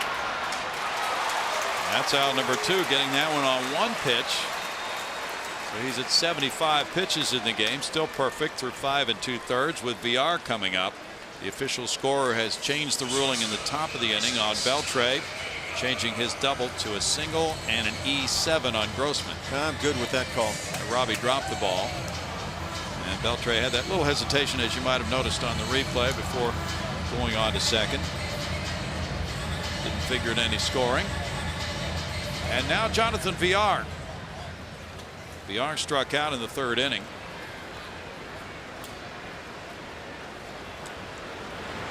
Showing Bud, he takes strike 1. The career high for strikeouts for Yu Darvish in a game is 14.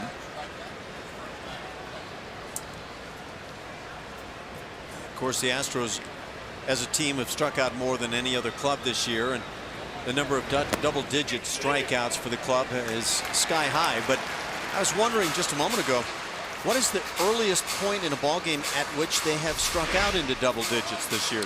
Not sure about that. This could be it. Yeah, this afternoon, final out of the 5th inning, got to 10. Now 0-2. 1-2, and you know, ironically, with high strikeout numbers like this, that can actually hurt a pitcher who's trying to pitch a perfect game. No doubt. Problem is if you're a manager and Yu Darvish gets himself through, say, 7 innings and is approaching 100 pitches, you can squirm all you want, but how do you take a guy out? And Wash was squirming April 2nd with that, because Darvish's pitch count was higher than Wash wanted, but he had a perfect game going, so he immediately pulled him after 8 2/3 when that perfect game was broken up by Marwin Gonzalez. 2-2 now to BR. And that is not strike 3. Brzezinski was headed for the dugout. Ron Culpa did not call it a strike. That was get up and fire in time. Love to see up at the front of the plate there where that one passes. Well, Ron Culpa is gutsy to not give that on a guy dealing along with a perfect game. He is. And now it's ball 4, and now AJ gets right in his face because of the previous call, and he's out of the game. Oh, that's just wrong. Just wrong. Umpires become bigger than the game. Ron Washington has lost his starting catcher, AJ Pierzynski, and the perfect game bid is gone. 17 straight had been retired by Darvish before the walk to VR.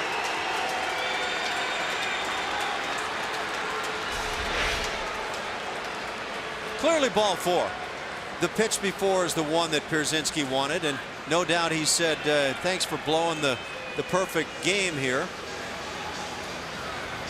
And then says, where was the magic in that refrain?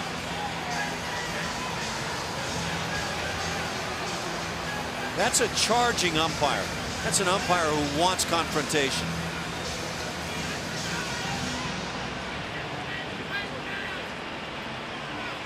Who is the aggressor in that duo?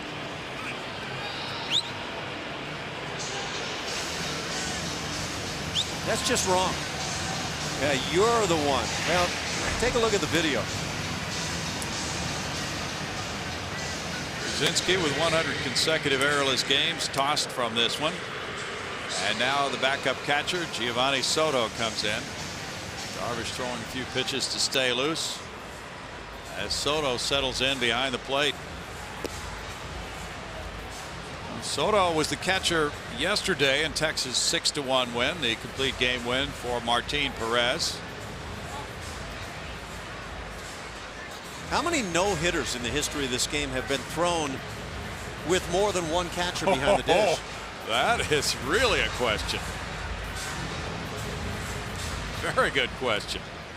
Don't have the answer. VR on with the walk. The Astros have 24 steals since July 27th, the most in the majors. VR has 10 in 13 tries. Grossman has struck out twice. Little lob toss over to first.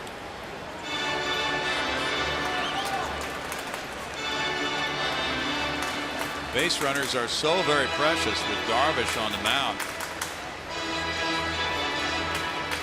He's averaging just under 12 strikeouts per 9 innings. He has already struck out 11 in 5 2/3 today.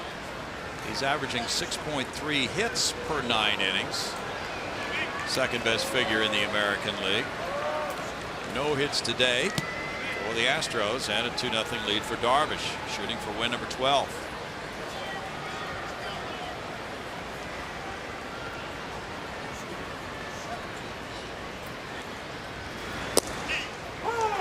Strike one to Grossman, keeping in mind that the All-Star break came later in the season than many years. Darvish had more strikeouts prior to the All-Star break than anybody in Rangers club history, and the most in the majors since 2002.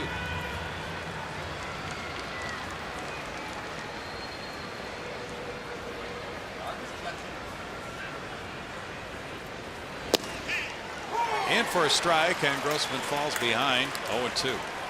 Looks like Yu Darvish took a little umbrage at maybe some of the recent calls. That fastball up to 95.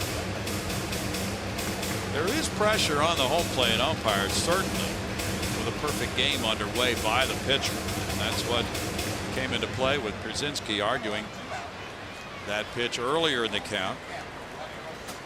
The 2-2 pitch that was called ball 3. Runner going, and the ball is dropped. Soto couldn't get possession of it, and it's a steal by VR. His 11th.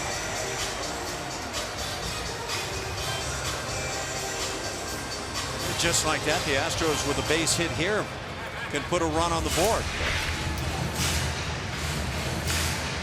VR is going to run. This is just what he does, and he creates problems for the defense. Just got a release that left-handed reliever Wesley Wright has been sold to Tampa Bay by the Astros. And right-handed pitcher Philip Humber is being promoted from Oklahoma City to Houston.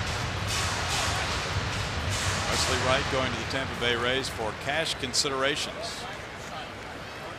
Humber will join the Astros in Oakland tomorrow night. 2 balls, 2 strikes. I'll say this, Joe Madden has had a track record of taking guys that maybe weren't tearing it up and then turning them into very successful pitchers, players, whatever. It's a great point, Ash. And he loves to wheel and deal with those relief pitchers. A lot of one-batter performances there. VR takes off for third. There's a grounder, and it goes foul off the bat of Grossman. So VR's doing what he can do on the bases now. Let's go back and see that pitch that was debated by A.J. Pierzynski. From the front, obviously it's close. Is it low? Is it there? Front of the plate. Look there at the knees in the front. It is below the knees. And so, as it turns out, it would appear, at least from that side view, to be a good call.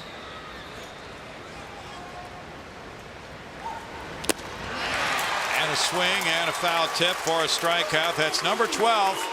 And the no-hitter remains intact for Yu Darvish through 6. Also a 2-0 Ranger lead without Pierzynski.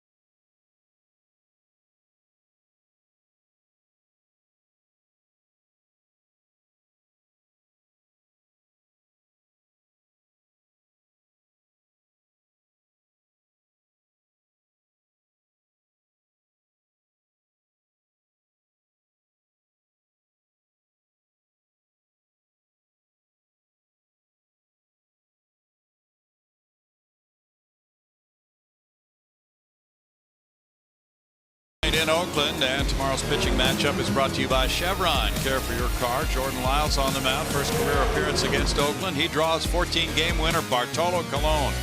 Colon 3-0 with a 1.89 ERA against the Astros with a 2.75 ERA for the season. Terrific year for Bartolo Colon, and Jordan Lyles is 4-6 as he opposes Bartolo tomorrow night. Lyles on the bench as Oberholzer works inning number 7, trailing 2-0. He's allowed 5 hits. First pitch here is strike 1 to Baker, and Oberholzer's game is being greatly overshadowed by Darvish, who has a no-hitter through 6. Ground ball to shortstop VR. 1 out. And meanwhile, Oberholzer, who gave up 2 runs in the first inning, has been very effective in his own way.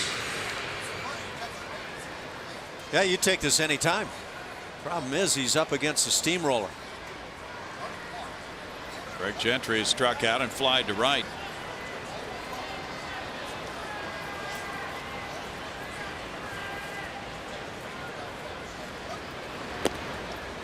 He takes that for ball 1. Trevor Crowe, the outfielder, has been reinstated from the disabled list. He's been optioned to AAA Oklahoma City. He just completed a rehab assignment there.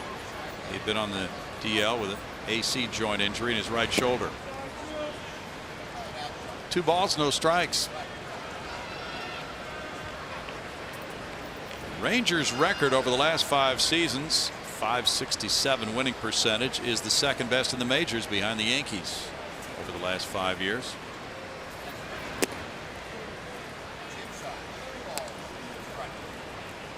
3 balls, no strikes. Jackie Moore, the bench coach for Ron Washington.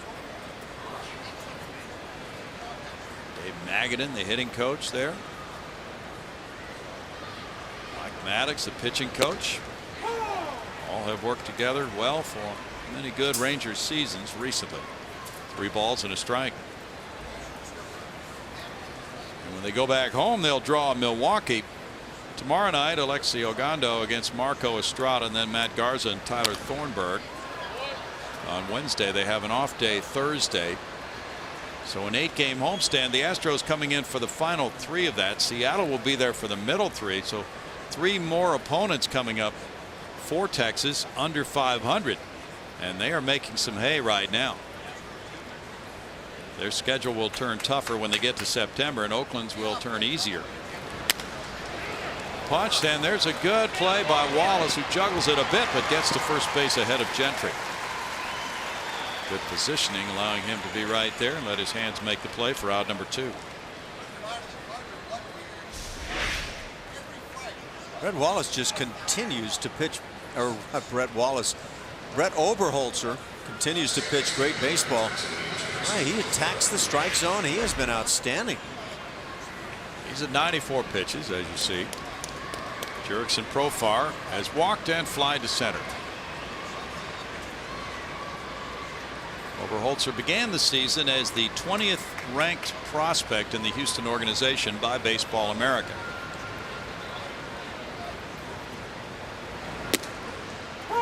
Strike 1 to Profar. The Rangers are 8-1 here at Minute Maid Park. Their only loss here was on opening night. Past a diving VR into left center field. Barnes over to make the pickup. Big turn at first by Profar. He's on with a 2-out hit.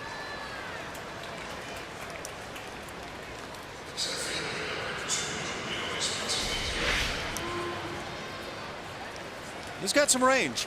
He is yet to really land many of these really tough plays to one side or the other to see how he does in terms of that athleticism.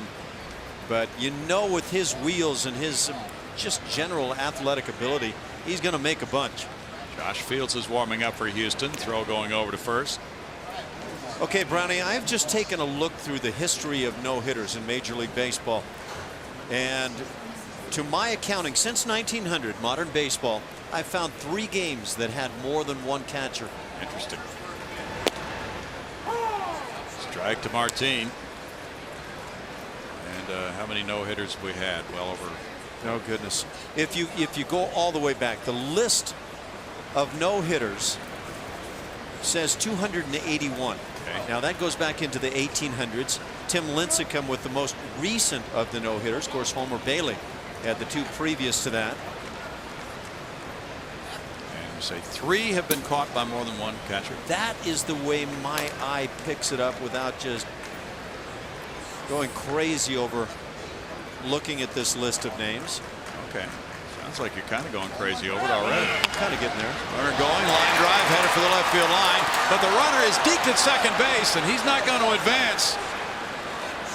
He went head first at second base. Martin winding up with a single as Profar does not advance to third on a sharp single through the left side. Now, the Rangers are winning, and they've been winning a lot of ball games, and that provides guys the opportunity to smile and not feel a whole lot of pressure, but not very good when you can get deked to this extent. It's 2 outs. Pick up your third base coach. Head down. Stuff happens like that. At this point, take a glance. Good job by Jonathan Villar to act as if he was receiving a throw, and so Profar went in head first. Meanwhile, the ball went into left field and he stayed at second. Oberholzer now has reached 98 pitches. Elvis Andrus, a right-handed batter, coming up, and that's going to be it with right-handed pitcher Josh Fields coming in. Texas 2, Houston nothing. Back in a moment.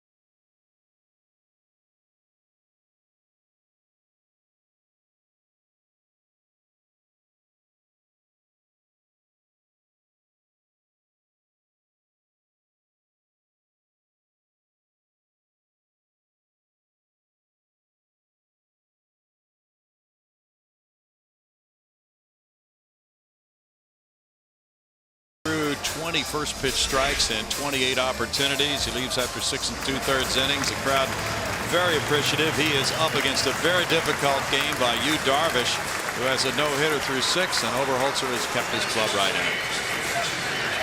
Yeah, he deserves that round of applause right there, and maybe more. This is a very auspicious beginning to a starting career for a young lefty. Now Josh Fields comes in, facing Elvis Andrus. Andrus is 0 for 3. Fields is 1 and 2. His ERA 7.59. He inherits 2 base runners. Fly ball center field to Barnes. And on 1 pitch, Fields puts out the fire in the 7th inning with no runs, 2 hits, 2 men stranded. It's still 2-0 Rangers.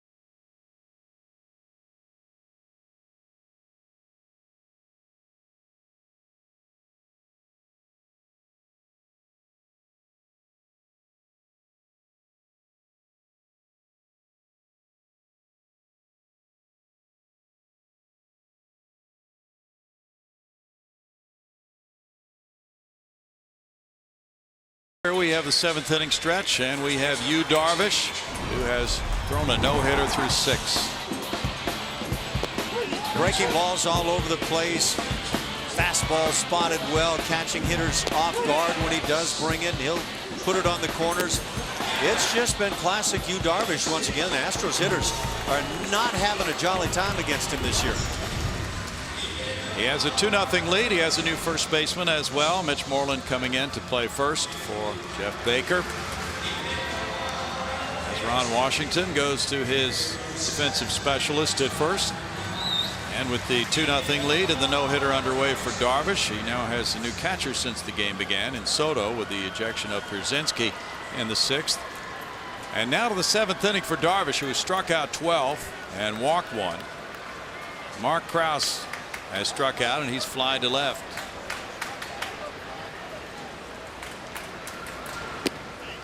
It's in for a strike. I think it's kind of fun to look back on some of the games and talk about these 3 games that I can find since 1900 that needed more than one catcher to complete the no-hitter. But the most recent one, and it's kind of timely with the Astros heading this evening out to Oakland. Ray Fosse, outstanding catcher, longtime broadcaster now with the Oakland A's, was involved in the most recent of those multi-catcher no-hitters. Oh, was he? 1975. He and Gene Tennis was the starting catcher and worked 6 innings, and then Fosse was summoned from the catching bullpen. And that was actually a game that saw the A's utilize 4 pitchers. Vida Blue started. Glenn Abbott, Paul Lindblad, and Raleigh Fingers to close it out. 2 innings for Fingers. So a little more understandable that there would be a catching change with multiple pitchers involved. Yeah, I think that's certainly more understandable. The one prior to that was with the Chicago Cubs. Ken Holtzman with the first of his no-hitters. He threw it to Bill Heath and Gene Oliver. Fly ball over shortstop. Andrews going back. Gentry calls him off and makes the catch. And that could have been a disastrous outcome for the no-hit bid. And you don't know if it was an injury or an ejection or whatever. Bill Heath 7 2/3 innings, and Gene Oliver maybe a matchup righty versus lefty catcher. Gene Oliver came in for an inning and a third. Can you do that? Can you match up a catcher righty versus lefty? Well, you could, but pretty unconventional. They avoid the collision. Gentry takes it. Now Brett Wallace, he has struck out both times today.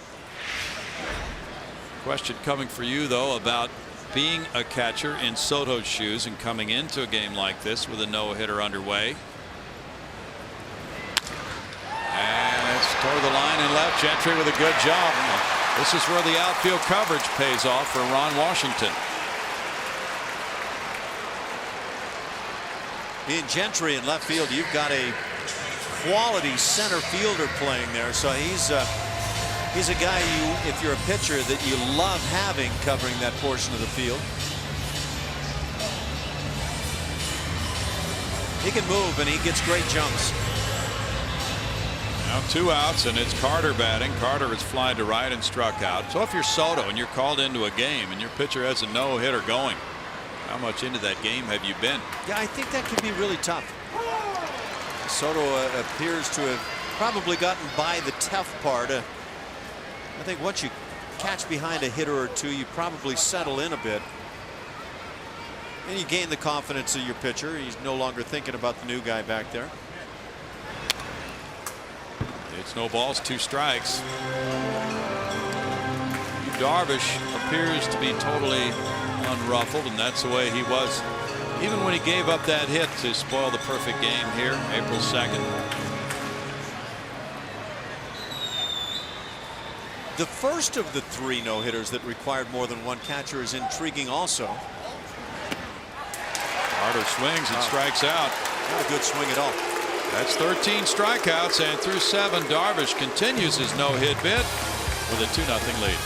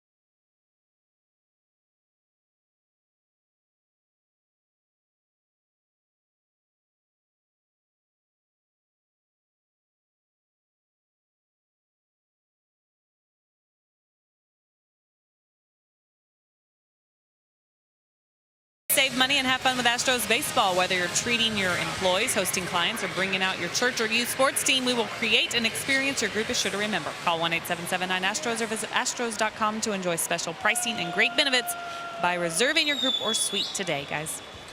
Thanks, Julia. It's 2-0 still. The Rangers lead it. They have all 7 hits in the game. Josh Fields came in to end the 7th inning, and he got Andrews. Now Kinsler leads it off, taking ball 1. Ian had a double and scored the first run back in the 2-run first for the Rangers. Fields throwing ball 2. 18,712 the paid attendance for this finale of the homestand. Adrian Beltre is on deck. Giovanni Soto to follow. That comes in for a strike on the changeup from Fields, and it's 2-1. Josh saved the only game the Astros have won on this homestand. That was last Monday, the 2-0 win over Boston. Tap to third. Dominguez, strong throw. He gets Kinsler 1 out. Maybe a good slot, Brownie, to talk about that first of the 3 no-hitters that required more than 1 catcher. That game was started back in 1917 by Babe Ruth. He didn't get an out in the first inning, and a fellow by the name of Ernie Shore came in, pitched the next 9 innings without a hit. It was a no-hitter, and it required 2 catchers, one named Pinch Thomas, the other Sam Agnew. Strike 1 to Beltre. Beltre's 2 for 3. Well, yeah, Ernie Shore came in and he retired 27 in a row after Babe Ruth was tossed out of that game. Babe just hungry for a hot dog or something at the time? He was arguing a ball 4 call. Kind of similar to this game with A.J. Przinsky arguing a ball and strike call. No balls, 2 strikes. So there's your 3 existing no-hitters that required more than 1 catcher. Well, Fields, after that excellent outing, saving the 2-0 win, striking out all 4 men he faced, ran into problems in another game of that Boston series. And this one a foul ball. Wallace drifting over for it. It's out of play. Josh came in with a 5-4 lead in the 9th inning, and he wound up with a blown save and the loss, throwing a curveball that wound up being hit for a 3-run homer by Stephen Drew. Then in the opener of this series, he came in and gave up 2 runs in 1/3 of an inning. This fly ball over the second baseman into right center field for a hit for Beltre. A 3-hit game for Beltre. His average has bumped up since starting the day at 320. Just a good hitter, and a dangerous one at that. Just dunk it into right center field. Lefty Kevin Chapman is warming up for Houston. Giovanni Soto at 216 bats for the first time. He has 6 homers, 15 runs batted in for Soto.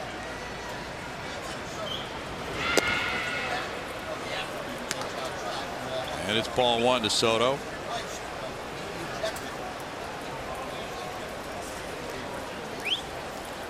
Soto 1 for 4 with an RBI in this series. That was a double yesterday off lefty Dallas Keuchel. 2 balls, no strikes. The Rangers have won 12 of their last 13. Putting together quite a run. There's Chapman warming up. Their 68-50 record is very close to their best 118 game record in their history, which was 69-49 in 1999. 2 balls, 1 strike to Soto.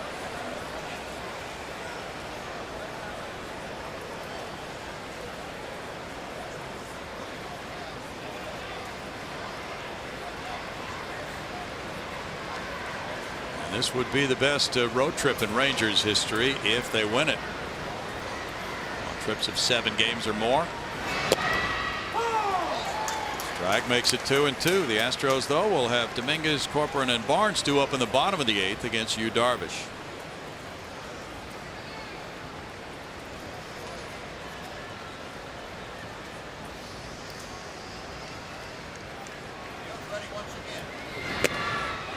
Swing and a miss there, and Soto's down on strikes. Out number 2. That high fastball from Josh Fields is very good. Now, not everybody's going to offer on this pitch, but When we have seen him bring that pitch and get a swing, we're just not seeing contact at all. 2 outs, and Alex Rios is 0 for 3. His 11-game hitting streak on the line. Fields drops a curveball on him, and it's strike 1. An excellent day for Brett Oberholzer. 6 2/3 innings, 7 hits, 2 runs, walking 2, fanning 6. He threw 98 pitches, 69 for strikes. Through 20 of 28 first pitch strikes. And it's his 3rd straight quality start since joining the Astros rotation.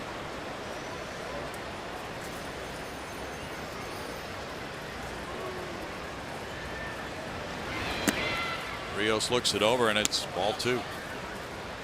Mitch Moreland is on deck. Yu Darvish has thrown 96 pitches through 7. 7 no-hit innings for Darvish, walking 1, fanning 13. Out to left field. Bobby Grossman handles it. And in the 8th, it's no runs, a hit, and a man left. Bottom of the 8th coming. Darvish tries to continue a no-hit bid with a 2-0 lead.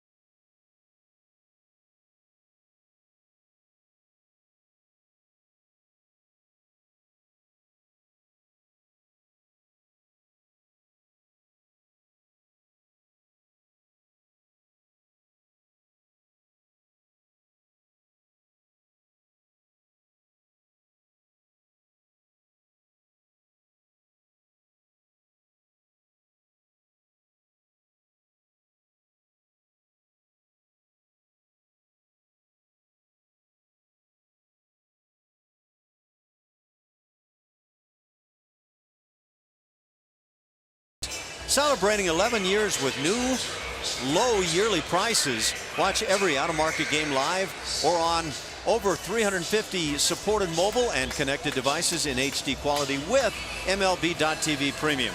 Visit MLB.TV. Baseball everywhere. Those are the no-hitters pitched by Texas Rangers. Jim Bibby, Burt Blyleven, 2 by Nolan Ryan, and the perfect game by Kenny Rogers, the most recent no-hitter, July 28th of '94 against the Angels. Yu Darvish has a no-hitter through 7 today. Matt Dominguez leads it off in the home 8th inning. Dominguez has flied to center and struck out looking. 13 strikeouts for Darvish. And ball 1 is outside.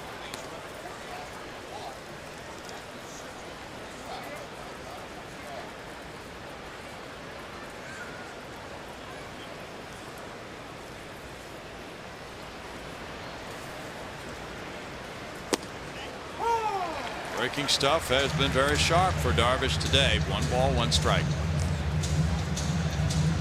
And that's what he comes with on the 1-0. He's done it all day long. You can't really say maybe that feeling here late in the ball game that he's going to turn away from maybe throwing fastballs when he's behind in the count. He just mixes it up.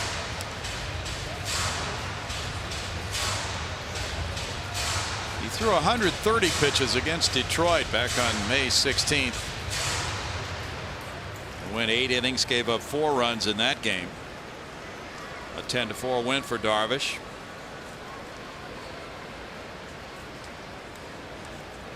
Tri-Gen Low is warming up for the Astros. Corcoran on deck. Barnes due up third in the inning. In for a strike. 2-2. So Philip Humber rejoins the Astros tomorrow night in Oakland, replacing Wesley Wright, who was sold to Tampa Bay this afternoon.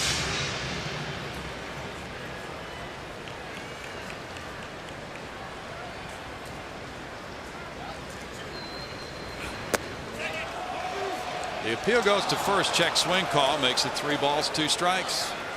Tom Hallian with the call. Bat starts.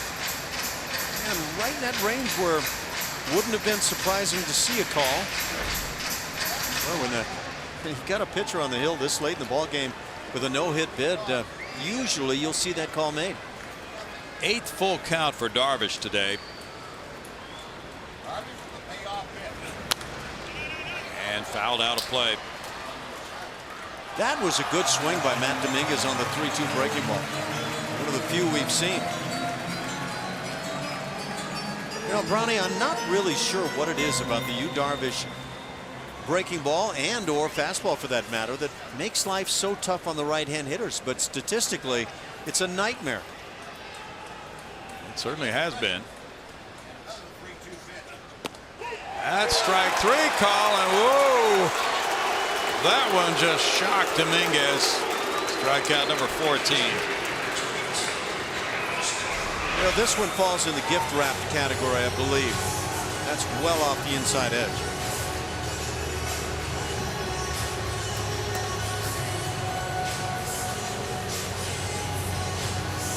I think even Yu Darvish had to be surprised to get that call. Now 14 strikeouts for Darvish, 103 pitches. Carlos Corcoran is 0 for 2. Second time Darvish has struck out 14 Astros this year in a game. High drive right field. Way back Rios. And that one is the first hit, and it's a home run for Corcoran. Number 7. It's a 2-1 ball game.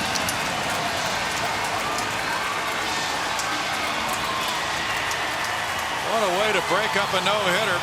After 7 1/3 innings, Corcoran takes him deep. And it's a 1-run lead. Carlos Corcoran looks like he's just come up with a game-tying or game-winning home run. This is big, though, to shut down the no-hit bid. And takes a fastball out over the plate. Darvish knew it the instant it was hit.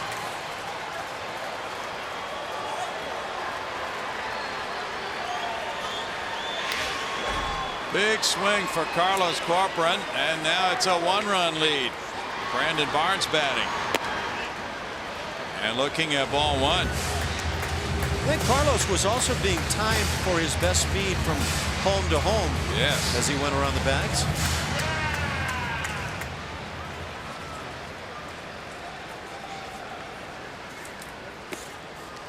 Barnes takes that pitch, and it's 2 balls, no strikes. I think Carlos Corcoran has had one of those seasons as a backup catcher that is among the best you'll see. He's been really good.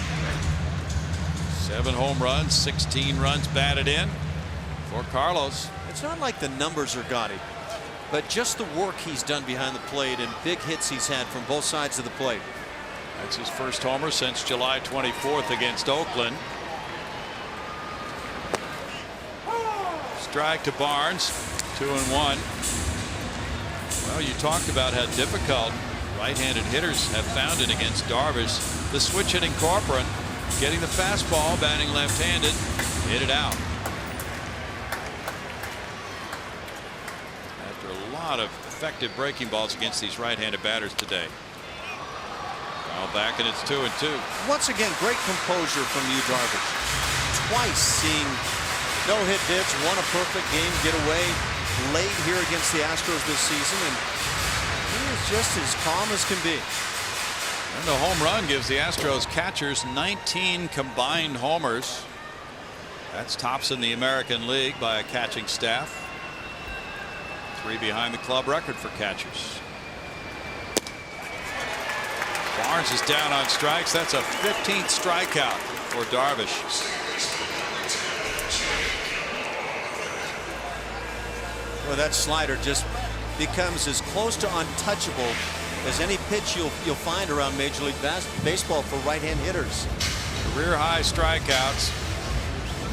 Oh, topping his 14 strikeout game here, April 2nd. He has number 15 here. Right-hander Tanner Shepard's warming up in the bullpen. And Jake Elmore, the batter. He's 0 for 2. Looking at ball 1. And it might be the thinking long haul now that the no-hitter has been broken up with a 1-run lead. Ron Washington will make a bullpen move after this inning. 110 pitches so far for Darvish. Usually would be Joe Nathan in a save situation, 2-0. So perhaps Shepard is warming up just as long as the 8th inning is still in play. And then Wash might get up Nathan. We'll see how it plays out. One thing's for sure, it went quickly from a no-hit bid to a 1-run ball game.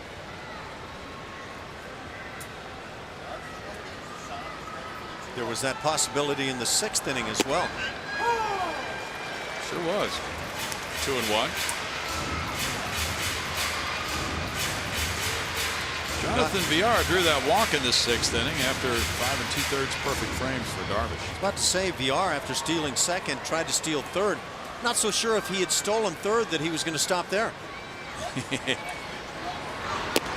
That's up around the left shoulder of Elmore.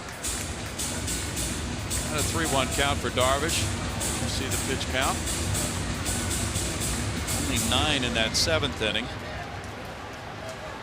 He got a 1 pitch out when Wallace hit the fly ball to left field in that frame. That's called strike 2. Full count to Elmore, the 9th full count for Darvish.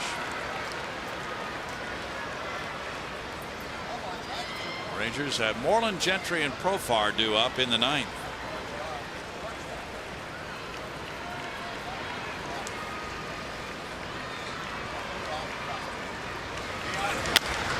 That's a fly ball out to left center field. Gentry going for it. And the center fielder moves over. Martin in front to make the grab. Corcoran's home run makes it a 1-run lead. 2-1 Texas through 8.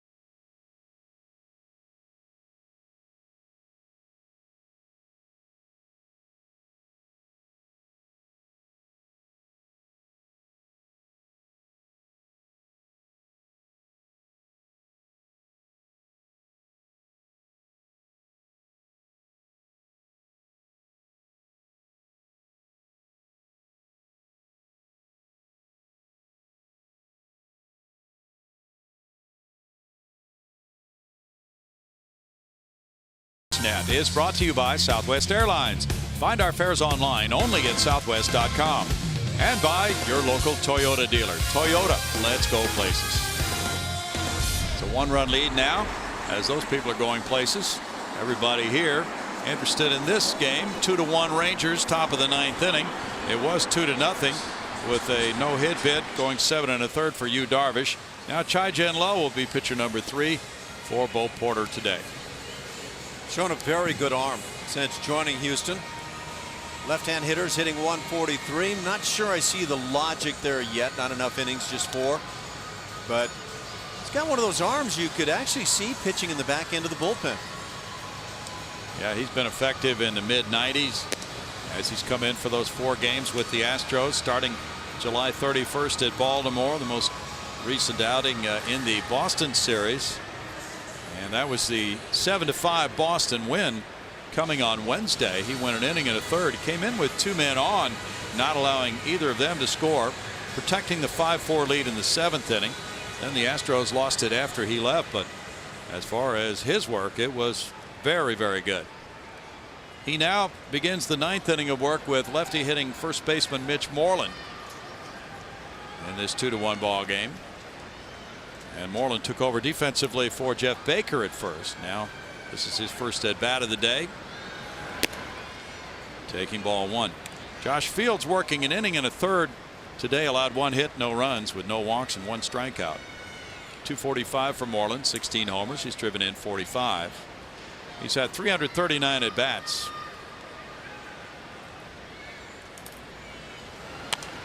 Moreland fouls it back.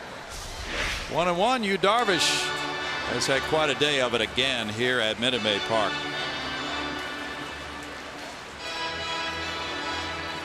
Looks like the end of the line for today for Yu Darvish, leaving the bench after 8 innings of 1 hit, 1 run baseball, walking 1, fanning 15. Very talented young pitcher. Moreland hits that one out of play, and it's 1-2. Darvish in line to be 12-5 by the end of the day, and his 15 strikeouts have put him at 207 for the season to lead the majors. Quite a milestone for a pitcher, 200 strikeouts in a year. Last year he struck out 221 in 191 innings. Foul back to keep the count at 1-2. Darvish threw 115 pitches, 74 for strikes. Joe Nathan warming up. He was 18 for 26 in first pitch strikes today.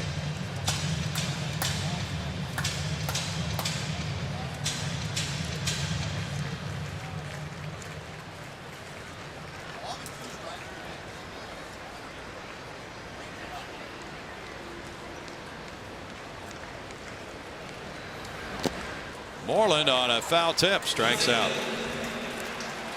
Strikeout number 8 for Astros pitching today. Well, there's that fastball running away on the left-hand hitter. This guy's an intriguing acquisition for the ball club because he could become one of those guys, if he can stay healthy, that could pitch successfully in the back end of the pen.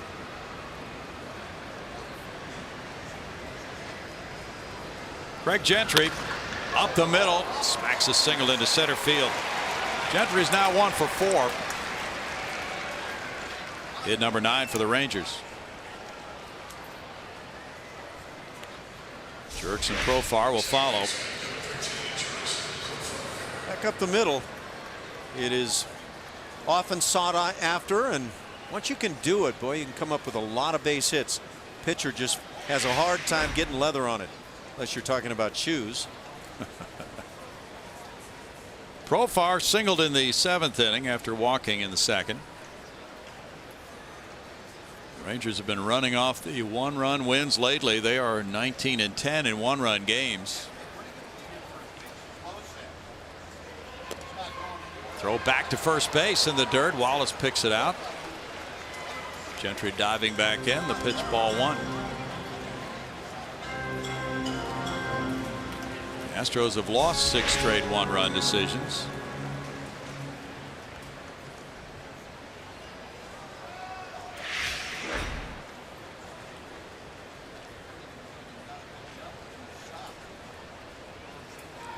Low with a throw to first base. For the Astros in the bottom of the 9th, VR, Grossman, and Krause are scheduled to bat.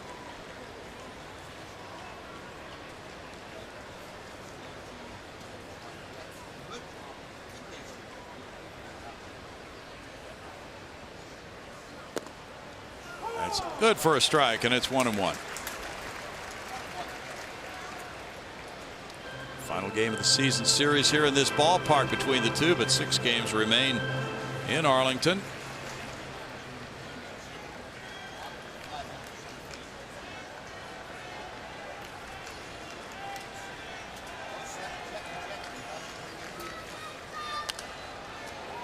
Foul back, and it's a 1-ball 2-strike count. The Astros, with rough sledding against the American League West, 15 wins, 34 losses, have really had major problems against both the Rangers and Oakland. 2-10 against Texas, 1-11 against Oakland.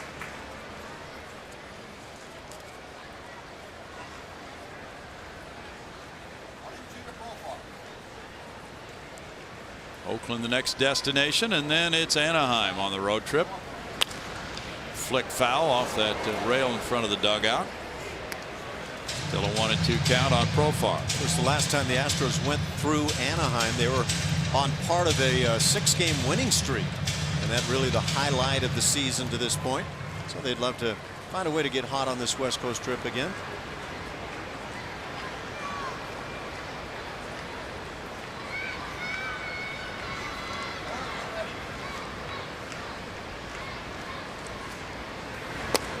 In tight, snap throw to first. Safe at first. Pitch ball 2. If Corcoran had been able to get it on the second base side of the bag, he might have had Gentry.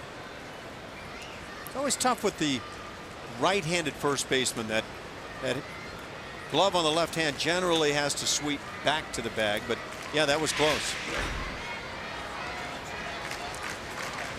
Oklahoma City lost at Las Vegas 4-3 last night.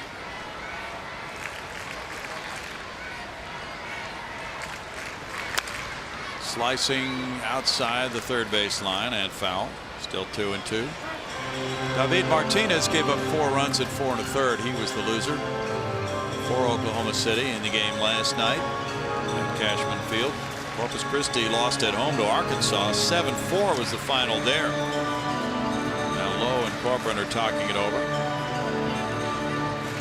Domingo Santana hit home run number 21 for the Hooks. Lancaster won a slugfest 9-8 at High Desert in last night's game.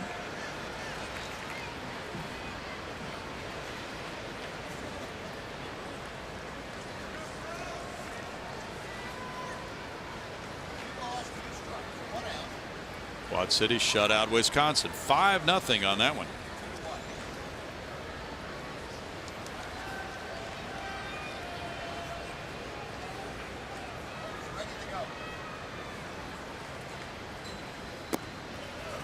Profar takes, and it's 3-2. Santana at 247 now with 21 homers, 57 runs batted in, has an .813 OPS. Last 10 games he's gone deep 4 times. He came from the Phillies in the Hunter Pence deal. Big strapping Dominican-born outfielder.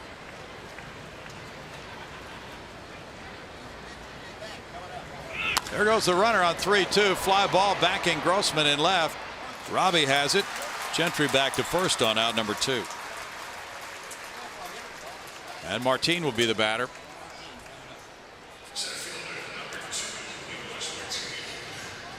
Rangers are season high 18 games over 500.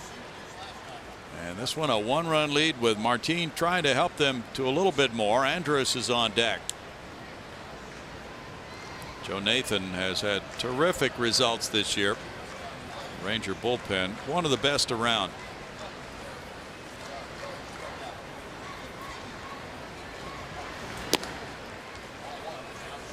Ball 1 to Martin.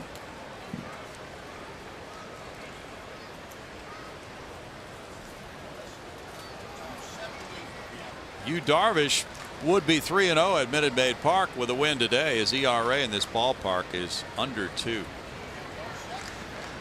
They're going again. Here's Corcoran's throw to Elmore and the tag, and Gentry is out to end the top of the 9th inning with no runs a hit.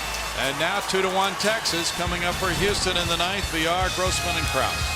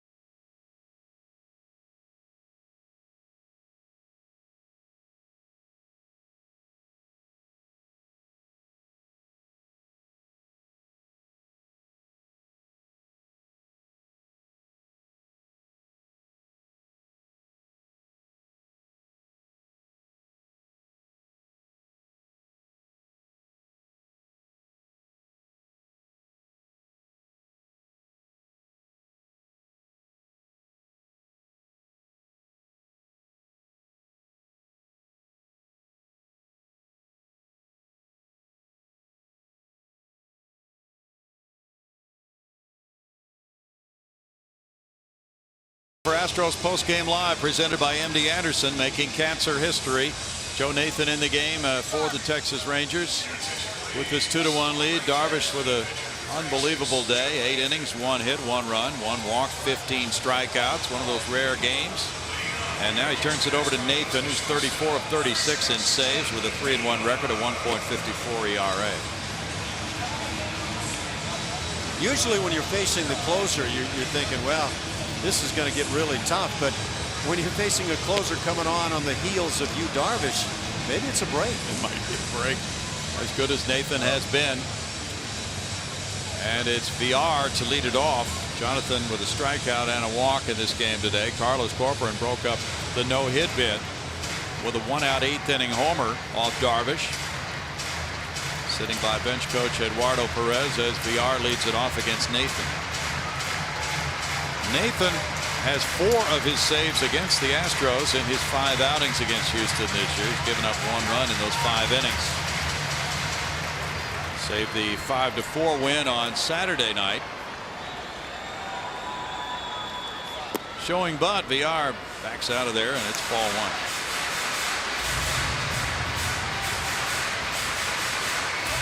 Nathan has allowed a batting average of 158, 4th lowest among American League relief pitchers. He delivers, and it's 1-1. Joe, 38 years old, born in Houston.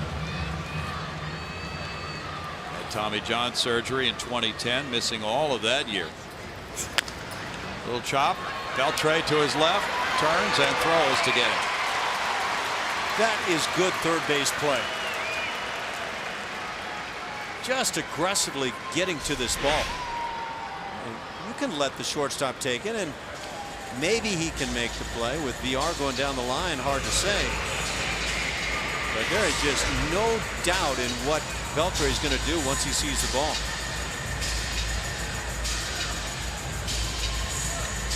The Rangers have had 22 one-hitters in their history. Bobby Grossman's 0 for 3 with 3 punch-outs. That's in at 81 miles per hour for strike 1. Starter curveball on Robbie Grossman. Words out from this left side of the plate. He's been slamming some home runs. Nathan. 2 outs. And Mark Krause will be the batter.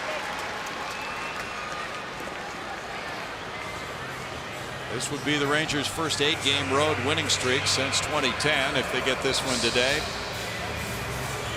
Their road record would go to 36 and 26 if they win. Krause has struck out and hit 2 fly balls to left. Fred Wallace on deck.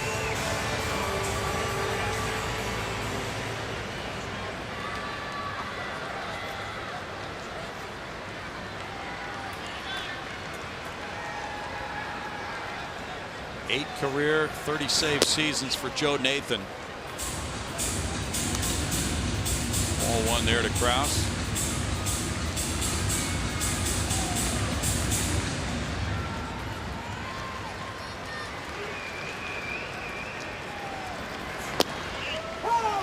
That evens it at 1-1. The Rangers had a 4-pitcher 1-hitter in August of 2010 against Minnesota.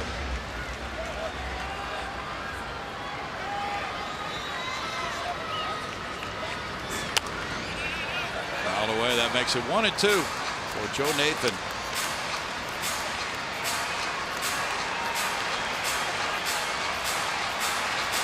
Oakland has won earlier today. A Texas win keeps the Rangers in a 1-game lead atop the AL West.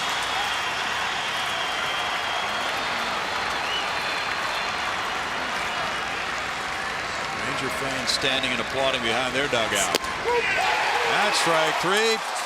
And the Rangers win it 2-1. A combined 1-hitter by Yu Darvish, who goes to 12-5, and Joe Nathan. The Texas takes an 8-game winning streak back home. Adrian Beltre with a 3-hit day. Nathan picking up save number 35. Ron Washington's club winning it. Rangers 2, Astros 1 today.